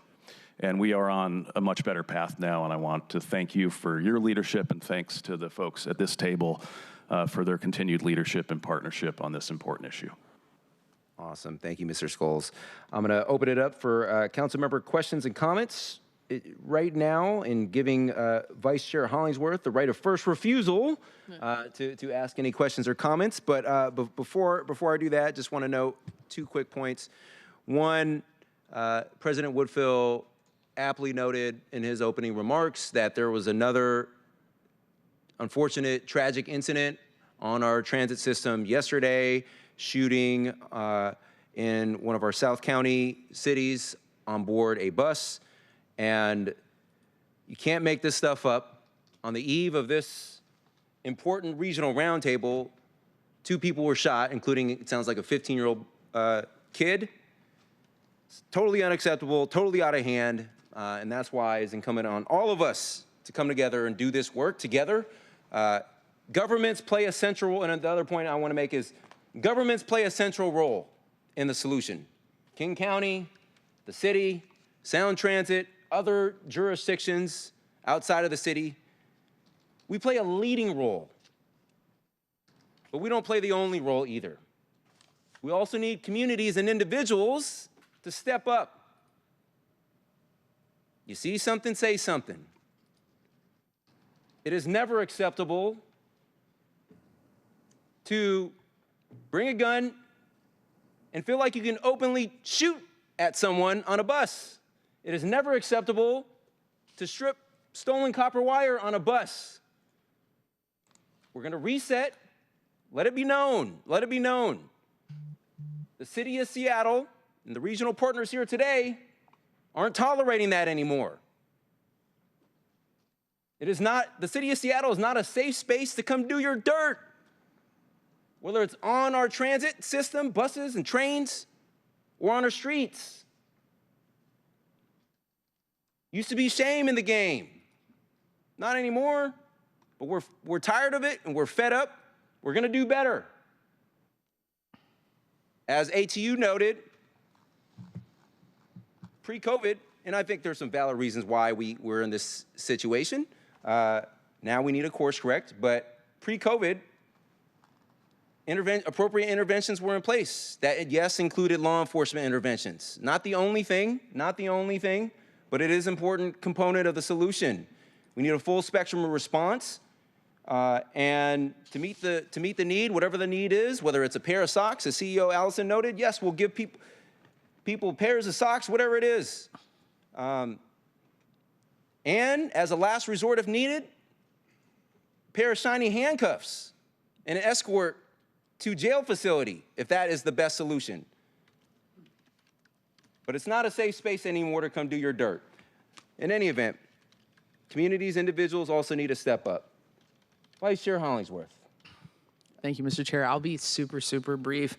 Thank you, Mr. Chair, for putting this together. It's really great to hear about the city, the county, our downtown association, our Sound Transit, our Riders Association coming together to and our executive, coming together to make sure that people are safe riding transit. I ride the G line most of the times during the week, and those bus drivers are phenomenal. They're saying hi to us. They're constantly talking to us.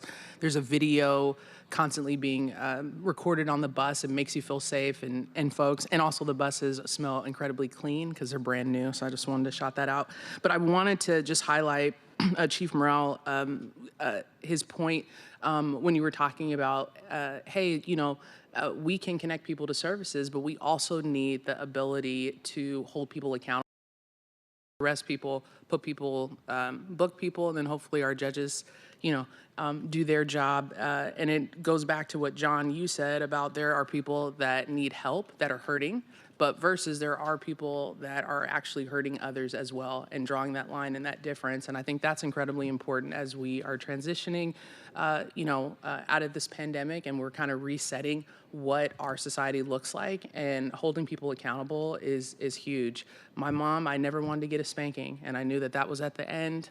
If I did something bad, I was going to get a nice little whooping. And so just having that accountability piece, I think, is incredibly important, and I think we just need to do a reset on our society. So thank you, Mr. Chair, for putting this together. I really appreciate all the work that you all are doing for our city. So thank you. Thank you, Vice Chair Hollingsworth. Yeah, we don't want smoke from mama or my father, was afraid of those. But it's consequence, whatever the consequence is, we don't want that. I think that's what you're talking about. All right, Councilmember Kittle. Thank you, Chair Saka, and thank you everyone for coming out. As a member of the Transportation Committee, but also as Chair of the Public Safety Committee, I want to thank King County for being here, Sound Transit, and the executive from the City of Seattle, plus Mr. Chow from our legislative branch. But I also really want to extend a thanks to Mr. Scholes for joining us from his perspective, but especially on this side, in terms of, the ATU Local 587, I had the opportunity to meet Mr. Woodfill before. This is our time to step up, and I appreciate the work, the dedication of all those that work for ATU Local 587. 3 quick points. 1, transit safety is part of public safety, and the transit safety posture relies on the broader public safety posture. And we all have responsibilities here, to include us here on this dais. It is an all-hands-on-deck evolution, and we do need to have that. One other thing that I want to state quite clearly is that on the question of articulable harm, Mr. Chow knows what this term is from our Public Drug Use and Possession Bill from 2023. And in that bill, it talks about threat of harm to others. In my mind, others can be defined as our public transit systems, and for our public transit experiences harm on a regular basis, on a daily basis, and most tragically with the loss of the death of Mr. Sean Yim. So it is clear that threat of harm exists, which transits to the, no pun intended with that term, to the points that Chief Morrell from King County Metro, Police Chief, noted, is what we need to lead, as I often say in Public Safety Committee, lead with compassion for those that are in need, for those that are in crisis, but we have to have the wisdom, as I often say, to look out for our communities and for our neighborhoods, and that includes our public transit communities. And so the point you made about booking restrictions is 110% true. And as Chair noted, yes, there may be some reasons initially, but it took way too long for the change. And bookings are still impacted for different reasons that I won't go into here, but maybe in a Public Safety Committee meeting, and Chief, you're welcome to join, and Sheriff Colton Dell as well. So maybe looking at it from a more of a public safety specific posture, because it has this impact. And we need to, as you said, have that backstop. And the way you said it was similar to me. Backstop. Lead with the compassion. Lead with those that are in crisis, and look to do what we can for those individuals. But as Mr. Scholes noted, the impacts are huge in our community, our downtown community. But it's not just downtown. It's the neighboring neighborhoods. It's across our city. I hear it all the time in District 4. In terms of the challenges they face. I see it yesterday in Ballard, as I was in Ballard yesterday in District 6, and of course in the other districts 3, and basically 1, 2, 3, 4, 5, 6, and 7. So let's just be clear, it's a citywide challenge, and so I just thank Chair for this opportunity, because we are at a place where transportation and public safety are coming together, and I just want to thank everyone for joining us. And we will be following up, as Mr. Scholes noted, a lot's happened in 24 and will continue to happen in 2025. Thank you, Chair. Thank you, Councilmember Kettle. Councilmember Strauss, you're up. Thank you, Chair. Thank you to everyone being here. And Councilmember Kettle, I was in Queen Anne yesterday. We should sign each other's passports after this meeting. A little joke before we get a little serious. And thank you all again for being here, especially Deputy CEO Gutierrez for you being here to bring forward the Sound Transit updates. I start with Sound Transit because as a Sound Transit board member, I have asked for improvements to the safety and security for transit riders. And I oftentimes leverage my dual role, both as a City of Seattle council member and a board member, to check in on and increase the safety for our riders. I regularly discuss this topic with CEO Jerron Sparman, and will be making, and have made this a point already in the interviews for the next CEO, that ridership experience is critical to success, because a rider takes a long time to learn to use transit and quickly falls off the bus. Safety and security is a topic of importance to Sound Transit board members. I can tell you that, colleagues, that it's regularly brought up, and that we receive quarterly updates about the measures that measured the agency's progress. I'll be sharing an update later this month or next as I receive it. And I don't take Sound Transit's staff word for granted. I am a secret shopper. I use transit and Sound Transit all the time. And not just light rails, I use the buses as well. Same with Metro. I've been a lifelong Metro rider. I can likely tell you every single route in my district off of memory. We're not going to test that here because we're too short on time. But I will also echo President Woodfield's notes and your messages. You said we're at a tipping point. I'd say we've been here for a while. It does feel like sometimes that ATU are the only ones advocating for the safety of riders. This has been my experience, both as an elected member of the City of Seattle government and as a transit rider. Transit must be safe for the elderly and for our kiddos too. That's when we know that we have a safe community, and when both the old and the young feel safe. And this will be my only question for the day. I recall you requesting the protective barriers since before 2019. Is that correct? I'm seeing a yes head nod. And I remember this because in 2019, I thought it needed to be done. Because we're asking our operators to attend to the person playing loudly, the music loudly, to grab that bottle that's been rolling around the back of the bus for the last 2 miles, to get someone to stop using drugs, to give directions or confirm where the bus is going or which route that bus is running, to stopping harassing behavior, and to being that safe person on the bus for the young and the old, and frankly, everyday adults to know who that safe person is. All the while, keeping the bus on the road, keeping the bus on time, operating the bus safely, and too often, all the while being harassed themselves. I think what was really poignant in Sean's memorial service was when all of the operators who had been harassed raised their hands, and I swear to God, it was every single person in that room. We need the transit security expansions that General Manager you've discussed, Chief Morrell that you have discussed. We need more of the ambassadors that we funded in 2023, which today in this presentation was the most comprehensive update that I've received. Thank you, Chair, for making that happen. I was admittedly surprised that it is SDOT implementing the program and not Metro. We can talk that through, but there is a scalability issue here. This $500,000 2 years ago was initially supposed to be the test of scope and proof of concept and then scale out. I was really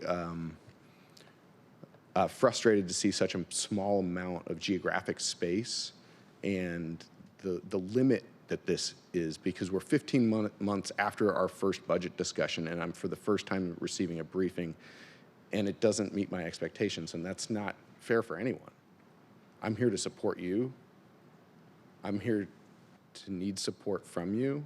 We are all in this community together, but what is hard for me is 15 months after an initial action to get that first update, and it's not quite meeting expectations. That means that I haven't been there for you, you haven't been there for me. And I hold myself accountable in that too, right? And the frustration you're hearing from me is regarding the urgency. Safety was a problem in 2019, and then it got worse as Chief Morrell spoke about, and then the solutions were discussed, like we just were just talking about, and what I'm missing today is the urgency. The urgency to move quickly to implement solutions for our operators who are speaking on behalf of our passengers. And General Manager Allison, at Sean's memorial service, you mentioned that transit safety is only as safe as the communities in which you pass through. Let me be clear, I agree with you. Absolutely. And I will add for context, the City of Seattle has taken great strides to increase safety in the public realm. pre-pandemic. I'll take you back into a dream world. Before there was a pandemic, it was January 2020, and there was a high-profile shooting on 3rd and Pike where multiple civilian, random people got shot. That was before the pandemic. And today, 3rd Avenue is in the best state that I've seen it in over a decade. And that was not easy, and it was done with urgency and partnerships like the ones that we've discussed. Sorry, Chair, I'll wrap up. Yes, sir. I just say, I share this story because it's been repeated throughout our city, and we have more work to do. Like, we know we have more work to do, and I'm confident that we're going to get on it. But what has been hard is that we're taking great strides on the sidewalks and in the streets, but it feels like all someone has to do is jump on a bus for them to find a place to hide, that no one will check their behavior and not enforce those community standards. And most importantly, not back up the operators when they're calling for help. And I say this as a secret shopper. I say this as an elected official.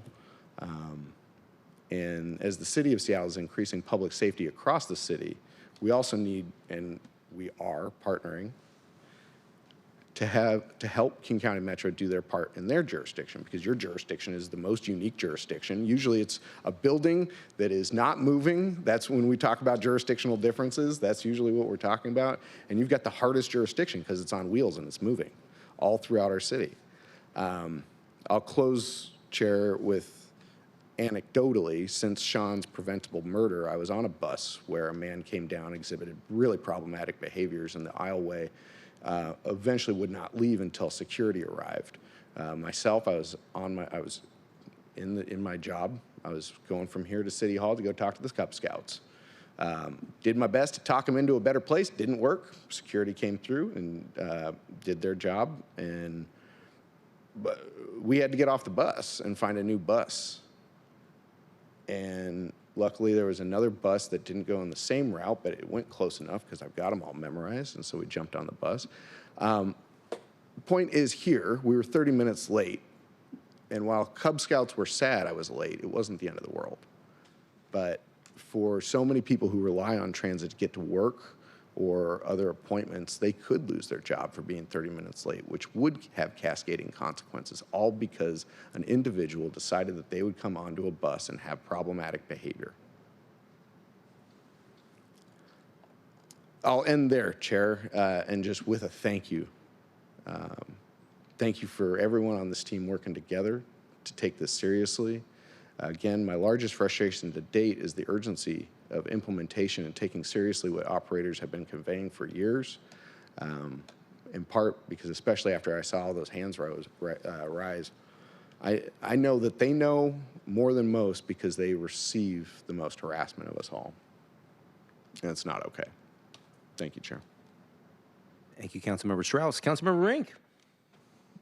Fabulous. Thank you, Chair. And thank you all for coming together for this presentation. It is really heartening to see different organizations and different governments working together to address these challenges. So thank you all for carving out the time this morning to speak with us. Sean Yim's death was a tragedy, and it spurred so many important conversations about safety on our transit systems. And I've been car-free for more than 5 years now. And I, like so many Seattleites, quite literally rely on our buses and the workers that support our buses to be able to get where we need to go. And I feel so lucky that in my 5 years of being car-free, I've only witnessed 2 fights on transit, 2 arguments, luckily nothing violent. And I feel very lucky that that has been my experience. But time and time again, on a regular basis, I continue to see folks experiencing homelessness on our buses. In so many ways, we may call these our non-destinational riders, but the fact of the matter is they don't have a destination because they don't have anywhere else to go. And in so many cases, our buses are the place where they can go where it's warm, and we all know it's very cold outside. And paired with that, I have checked on so many folks over the years to make sure that they're breathing. And then having those folks maybe come to and being unable to direct them to a resource to support them. And I bring these things up to say that is not on our drivers to resolve. This is on elected leaders to be working on addressing our housing crisis and working with our county and state partners to be building a robust behavioral health system so we can get folks the support that they need. And to that end, I do actually have 2 questions today for our presenters, Chair. First being, since we are making these investments in more transit security officers, how are you all determining the deployment and location of transit security officers? What kind of factors are driving some of those decisions? Thank you for that question. We receive data from our operators, our transit security folks who are out in the field, and our riders. And we look, and our Metro Transit Police, and every day we look at that information and we overlay it on our system. And those areas that continue to show up in that data are those areas that we then deploy our resources to. So there are some traditional spots throughout the county that we know tend to struggle a little more. And so we try to right-size our deployment to those spaces.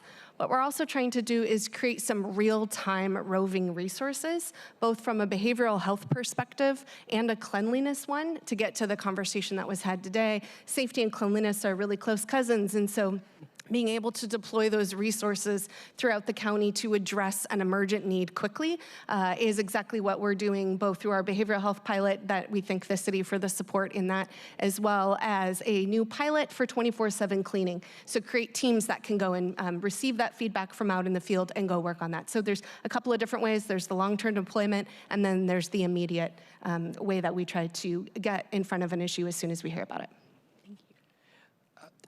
I'll go ahead and chime in as well. Similar to King County, we're doing the same at Sound Transit. I spoke to that very, very briefly. And this is by looking at federal data when it comes to, say, hotspots, but also based on local feedback. So we can be much more thoughtful and strategic in the deployment of resources to different train stations, but also along the routes. And we are very much committed to transparency, so we'll be building dashboards for full visibility and also to gain insights from the community. Thank you so much for that. And my second question, just for the benefit of the public that may be listening in, as well as for us, could you walk us through, from a driver or a rider perspective, what you may do or can expect to experience if you were calling to an emergency responder and trying to report an assault that may be happening on a vehicle? Who can you expect to answer that call, and what kind of responder can you expect to come by? I'll speak as a former transit operator and one who was in the transit control center the last 8 years dispatching these calls. And you never know. Mm-hmm. You never know who's going to come or if someone's going to come. So it's very frustrating on our end, and that's why we're asking for teamwork.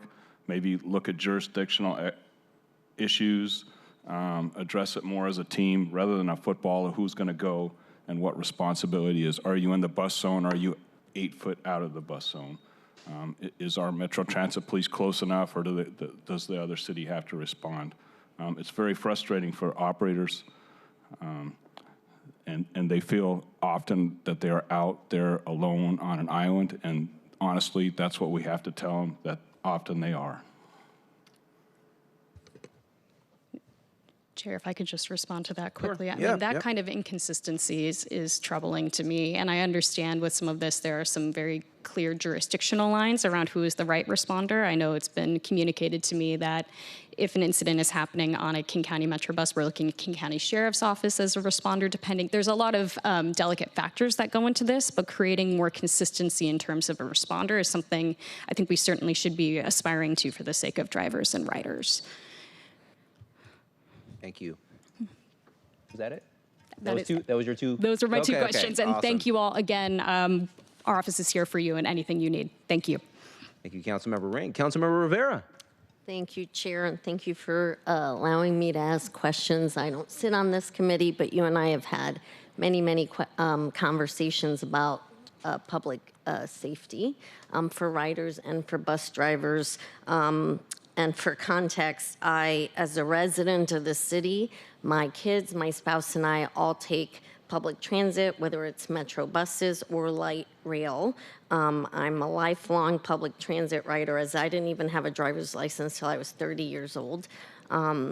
And so it is really important to me, both safety for the transit riders, as well as pedestrians, because we talked about that too. Thank you, Interim Director Emery, and the bus drivers and the Sound Transit drivers as well. I want to thank ATU for being here, King County Metro, Sound Transit, SDOT Mayor's Office, and DSA for all being here and being partners to address this issue.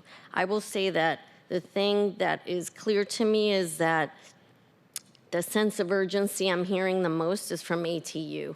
And I really want to thank you for pressing on this issue and holding everybody accountable, because it's not going to happen unless we have this sense of urgency.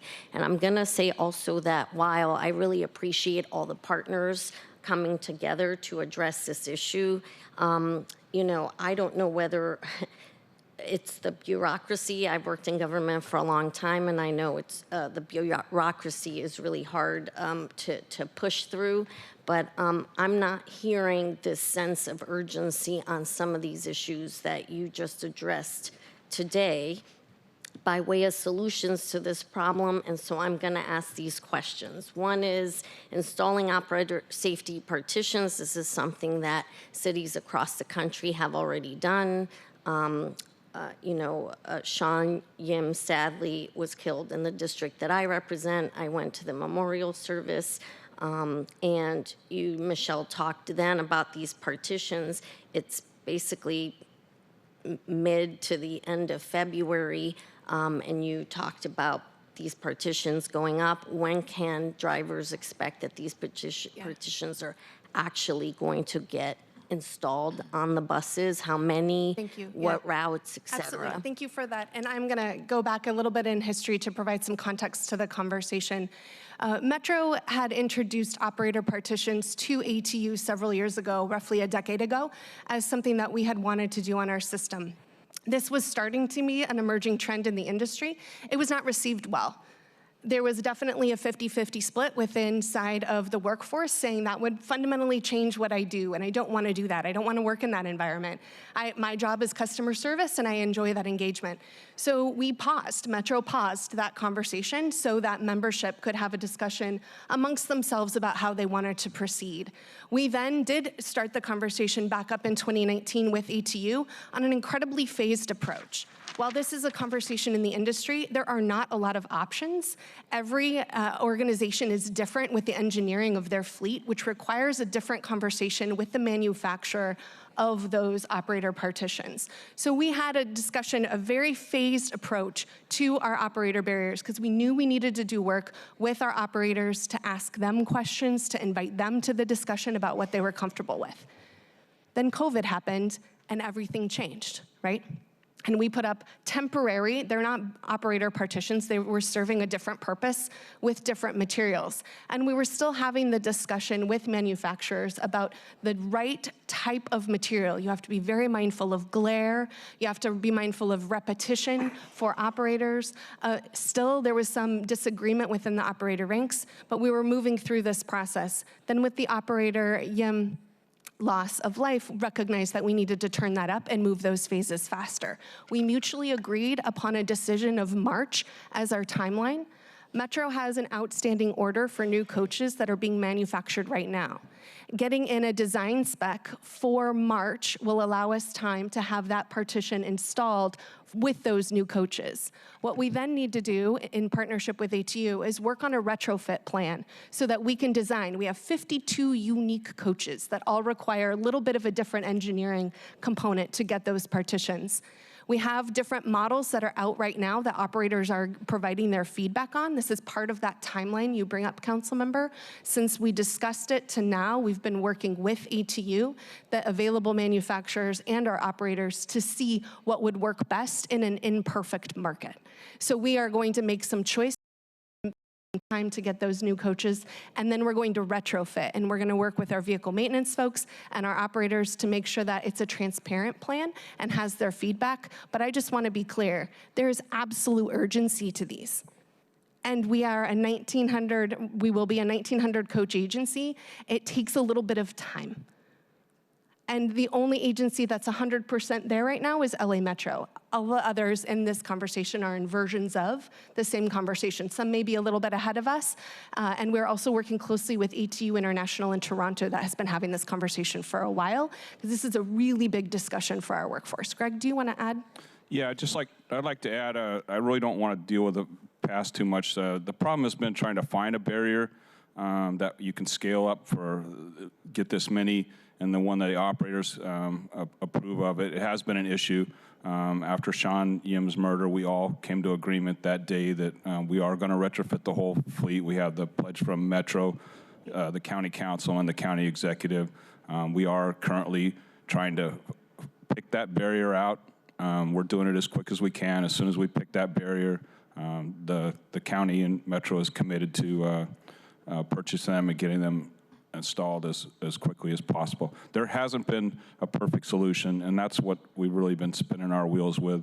ATU International is ready for more of the concept bus of the future, where you wall off the whole cockpit, which Metro is currently buying a few coaches, and hopefully we can force the manufacturers to provide a safe space. It's hard to put glass up that operators have to look through to see their mirrors and deal with the glare. But we don't have any other choice now. We are going to order barriers, and they are going to be installed. Thank you. I really appreciate having this background information, because we keep talking about the barriers and without the context, and knowing that you're working together to make this happen as quickly as possible, given all the considerations. We just sit here thinking, why has this not happened? Why hasn't it gotten done? And so all that to say, though, when can you expect this will happen after this engagement? Do you have a timeline for when you can expect that this will be completed, or are you not at that stage yet? We're going to probably see the most production on our retrofit, because that will be, you don't have to wait for the entire coach to get built, which is what we need for the first 89 order. So we're working on that plan right now. I don't want to give a date that I'm then held accountable to later. That isn't done in coordination with ATU. So we will continue to provide this body updates. And the retrofit can be incredibly strategic. We can say we want these routes based on the data that we're collecting. We want to do this coach line first. We want to do rapid rides. We want to do this geographic region. We want to do this base. We can have those strategic conversations so the experience of the operator can be immediately improved based on where we're making these choices. And we'll do that together in partnership with our vehicle maintenance team, who's going to help support this effort, as well as our operators, who are going to be continue to be engaged as we move through. So I would again say you will see it first from a retrofit perspective, as it takes a while longer to get brand new coaches off the line. Great. Thank you. And then as to the ambassadors on the buses that can really ensure that they're providing support to passengers and the drivers simultaneously, would love to hear a timeline for, you said in 2025 you're going to have 10 additional. We are starting hiring now. Okay. So that is something that's being scaled at the moment. This was a brand new program for us. We didn't have the classification. We didn't have the specs or sort of the programmatic understanding. We also launched it and found ourselves in a conversation with ATU about what it should be, what it was, how we needed to think about it moving forward. So we did get slowed down. Councilmember and I apologize for that delay and the frustration that it caused. But we needed to plan with ATU about what this was, who was doing that work, how it fit in with the other work of ATU members. So it took us a minute to get to an MOA. We're there. We also now understand that the program needs both the flexibility and the stability. So hiring some permanent people and allowing it to still be an operator-supported service, because they're the ones who know our system the very best and are very good at this program. And now we're ready to scale. Thank you, Michelle. And I will, if it's okay, I want to ask one more question to Sound Transit. I really appreciate Moises. I have utilized the text line. You can text, give the train. I have experience from one station to the next, someone coming on the train to offer support to someone who has needed it on the train. So I'm very grateful for that service. I will say that unfortunately what I've seen even as recently as the night after the public hearing that Councilmember Hollingsworth had here, I took light rail home, and there were people smoking fentanyl on the train, which was unfortunate because I also saw a lot of folks getting home from work, and this is what they're dealing with. So I would love to know, what is the plan for more ambassadors on the trains? Because while it's great to have ambassadors at the platforms to keep things safe on the platforms, that's critical. There's also a piece on the train where even though I can call in or text in and someone comes quickly, at a certain time of night you have less folks. And so how do you, I've seen a lot of folks sleeping on the trains, et cetera. And so what's the plan for addressing folks, ambassadors that can be on the train?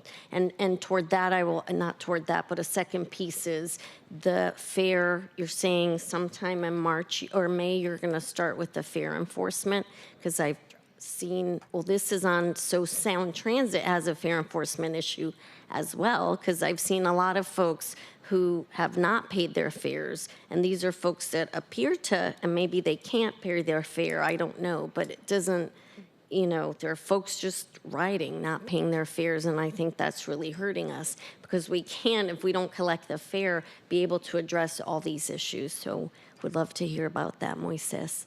Yeah, thank you so much, Councilmember Rivera. I'll take that as feedback, which we appreciate. A couple of points. When it comes to the fare ambassadors, right now we are actually budgeted for up to 80. And we're excited that by 2026, we see that going up to about 140. So of course, we have a number of vacancies. We need to make sure that these humans are trained in those roles. And other than that, of course, we also have contracted security.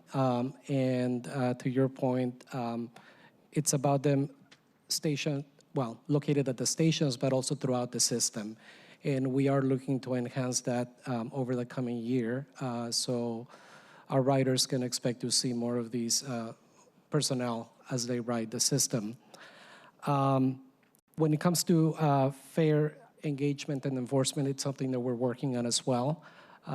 It's, I think, part of the conversation. It's been that shift, from the thick of the pandemic, and we are very keen on enhancing that as well. So. Thank you, Moises. And I'm just going to ask, because a lot of constituents have asked me, why doesn't Sound Transit have a similar system for paying your fare as there are in other cities where there's a barrier and you really have to tap to get in? I mean, our system, anyone can just walk on, and if there isn't a fare ambassador there checking, you can just ride freely. So are there plans to relook at how this Sound Transit system currently stands? Thank you for that. It's actually a very complex question. There are different types of systems, as you rightfully noted. There are those like, for example, the Bay Area Rapid Transit BART in the Bay Area. That's more of a closed system. Sound Transit system is different. It is based, if you will, on honor code, but we're also been doing a lot of work to make sure that the entrance points of the stations are much more visible. And also, as I noted, for fare ambassadors to be located at the entrance points to also assist customers when it comes to how they should pay or secure their pass. And also when it comes to enforcement. So as we build up our personnel, we'll be doing that as well. When it comes to what type of system the agency has, and I don't have the details with on that, there's a separate studies through our service delivery department looking at the possibility of what the system could look like when it comes to gates. Again, I don't have that with me, but happy to provide that detail later. More later. Places to tap, because I will say probably I've also seen people who want to pay, but there's only, if you get on the train, you can't tap. There are many other systems. I've taken light rail across the world, actually, and you can just tap on the train or on the bus. So being able to, or attaching it to your, if you don't have a Metro bus, to your credit card where you can just tap. But the point is making it easier for people that do want to pay to be able to pay, I think, is important. Oh, absolutely, and that's part of the that pilot that I noted when it comes to making sure that our riders, well, all of us, because it's happened to me as well, to make sure that we have more options to be able to pay your fare. Also, as your board, thank you. Thank you, Chair. All right, thank you, Councilmember Rivera and Moises. That's how you pronounce your name? Moises. Moises. Moises. Close enough. Thank you. Man, I just want to commend you for your response. It's hard being up here. It's hard being at that table up here in front of us. But I really loved your response. You said, I take that as feedback. Then you provided appropriate explanatory context and shared your perspective and said, I'll have to follow. That is an A+ answer. And excellent. Well done. So everyone, I'm gonna call an audible here. We're not gonna go through and do the second item on the agenda. We're actually going to punt that, given the interest of time. It's an important day for our city, and this is a central part of it. This discussion is a central part of that. But we're going to punt the second item, the proposed transportation levy spending plan, to the next meeting, which will be 2 weeks from today, Tuesday, March 4th. Because I also have a couple other questions that I want to ask. Hopefully this first one is fairly straightforward. This one is for the transit agencies, so King County Metro and Sound Transit. If someone riding transit is able to, or sees or observes or witnesses unsafe, unlawful behavior, how can they specifically report it through each of your transit agencies? And I heard Moises earlier say that 206-398-5268, there's a general reporting line. So I guess, is that for you, on the Sound Transit side, is that all?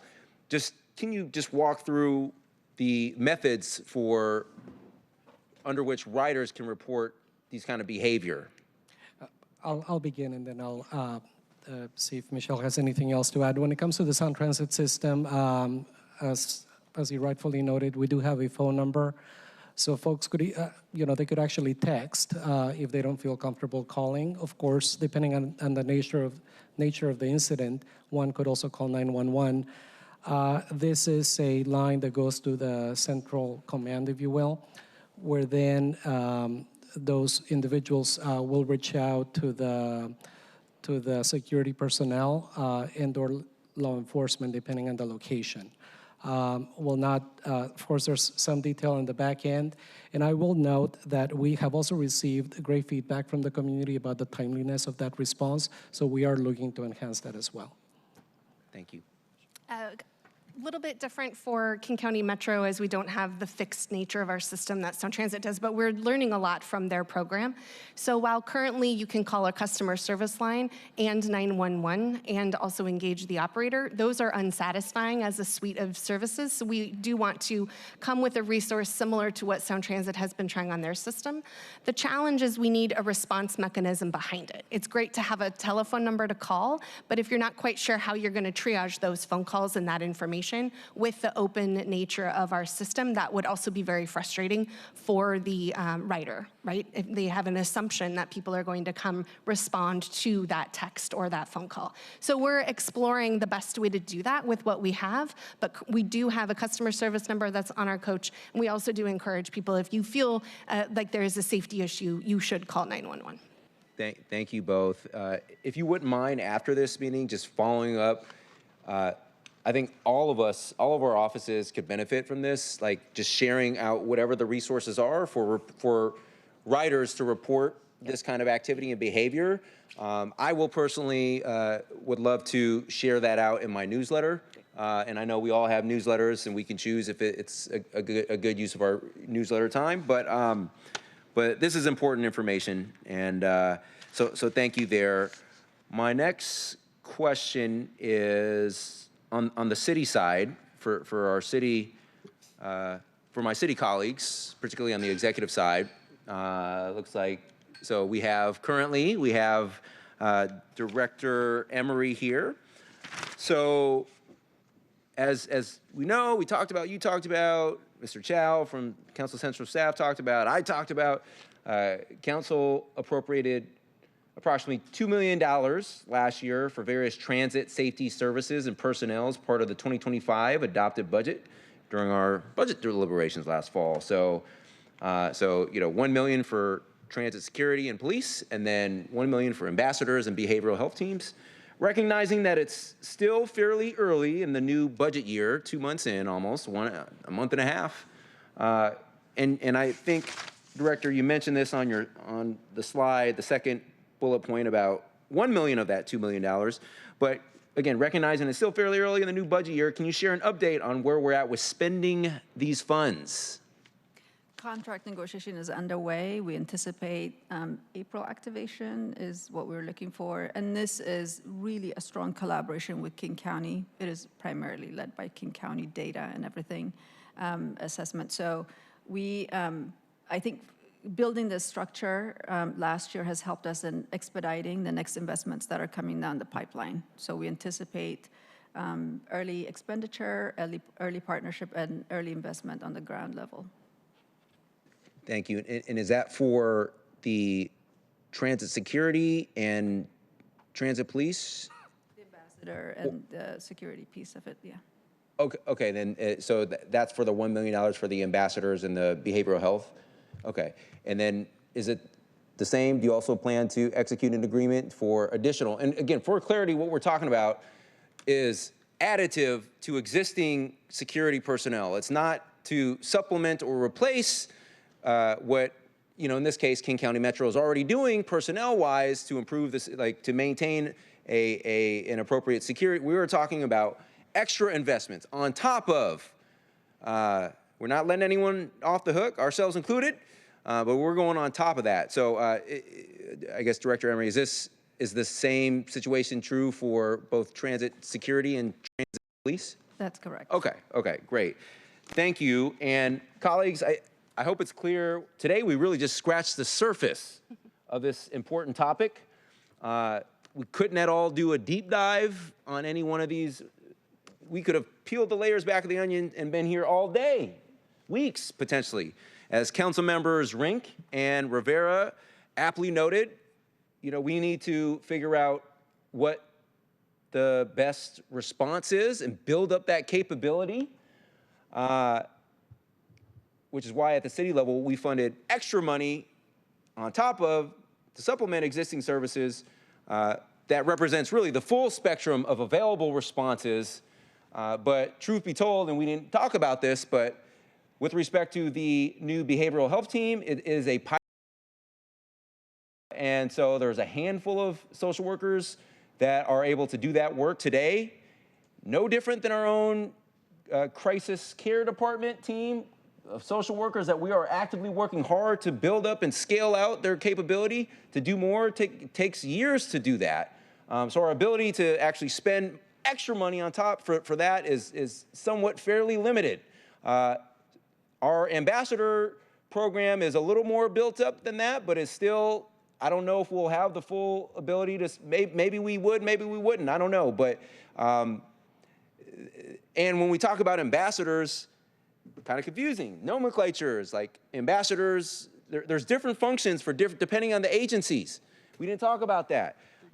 But what is, I think, the most scalable option and probably the one that's most needed because there's the capability already exists and you can literally turn it up with a dial is you can hire more contracted security personnel. Capability already exists today. Securitas, I think, is the main provider. And then King County Metro Police, it's a matter of extra overtime or whatever it is, supplemented by Seattle Police for extra emphasis patrols. That is something that we could, is the capability that already exists. We can use that money to scale up. Some of those other programs, worthwhile, we'll continue to act with urgency to build and scale those, but we're in less well positioned to start spending some of those money, some of that funds today. In any event, also want to note that, again, we scratched the surface today. Be here all month talking about all the nuance and all the complexity. but also just want to recognize that this subject matter could have very easily been discussed in our Public Safety Committee, chaired by Public Safety Committee Chair Kettle here. And in fact, you know, there might be follow-up conversations. Chair Kettle alluded to one with respect to the jail capacity issue that, which is another important aspect of the broader challenge that we might have future, and I would support, as his vice chair on public safety, I would support, you know, future conversations on this topic at a high level or with more specific focused being in that committee. But there's so much cross-pollination, so much overlap. In any event, I'll shut up. I just want to say thank you, every last one of you all, for taking the time out of your busy schedules and calendars. You could have chose to be anywhere in the world today, but you're here with us, and I appreciate that. Thank you, Jay-Z. But seriously, this is an important topic, and it's hard too, and you all have handled yourself today with dignity, and it's clear to me that you're all taking this seriously, and it's clear to me that we all have an opportunity to do more. And it's not just one individual, one government, one agency. It's all of us, including communities and individuals within communities as well. So, in any event, colleagues, any final questions, comments? All right, cool. Well, the mayor's waiting. All right, well, that said, we have reached the end of today's meeting agenda. Our next meeting is on March 4th at 9:30 a.m. Final call for any final business to come before the committee meeting before we adjourn? Hearing none, seeing none. And we know what next committee meeting agenda will be, the levy delivery plan. Hearing no further business to come before the committee, we are officially adjourned. It is 11:50 a.m.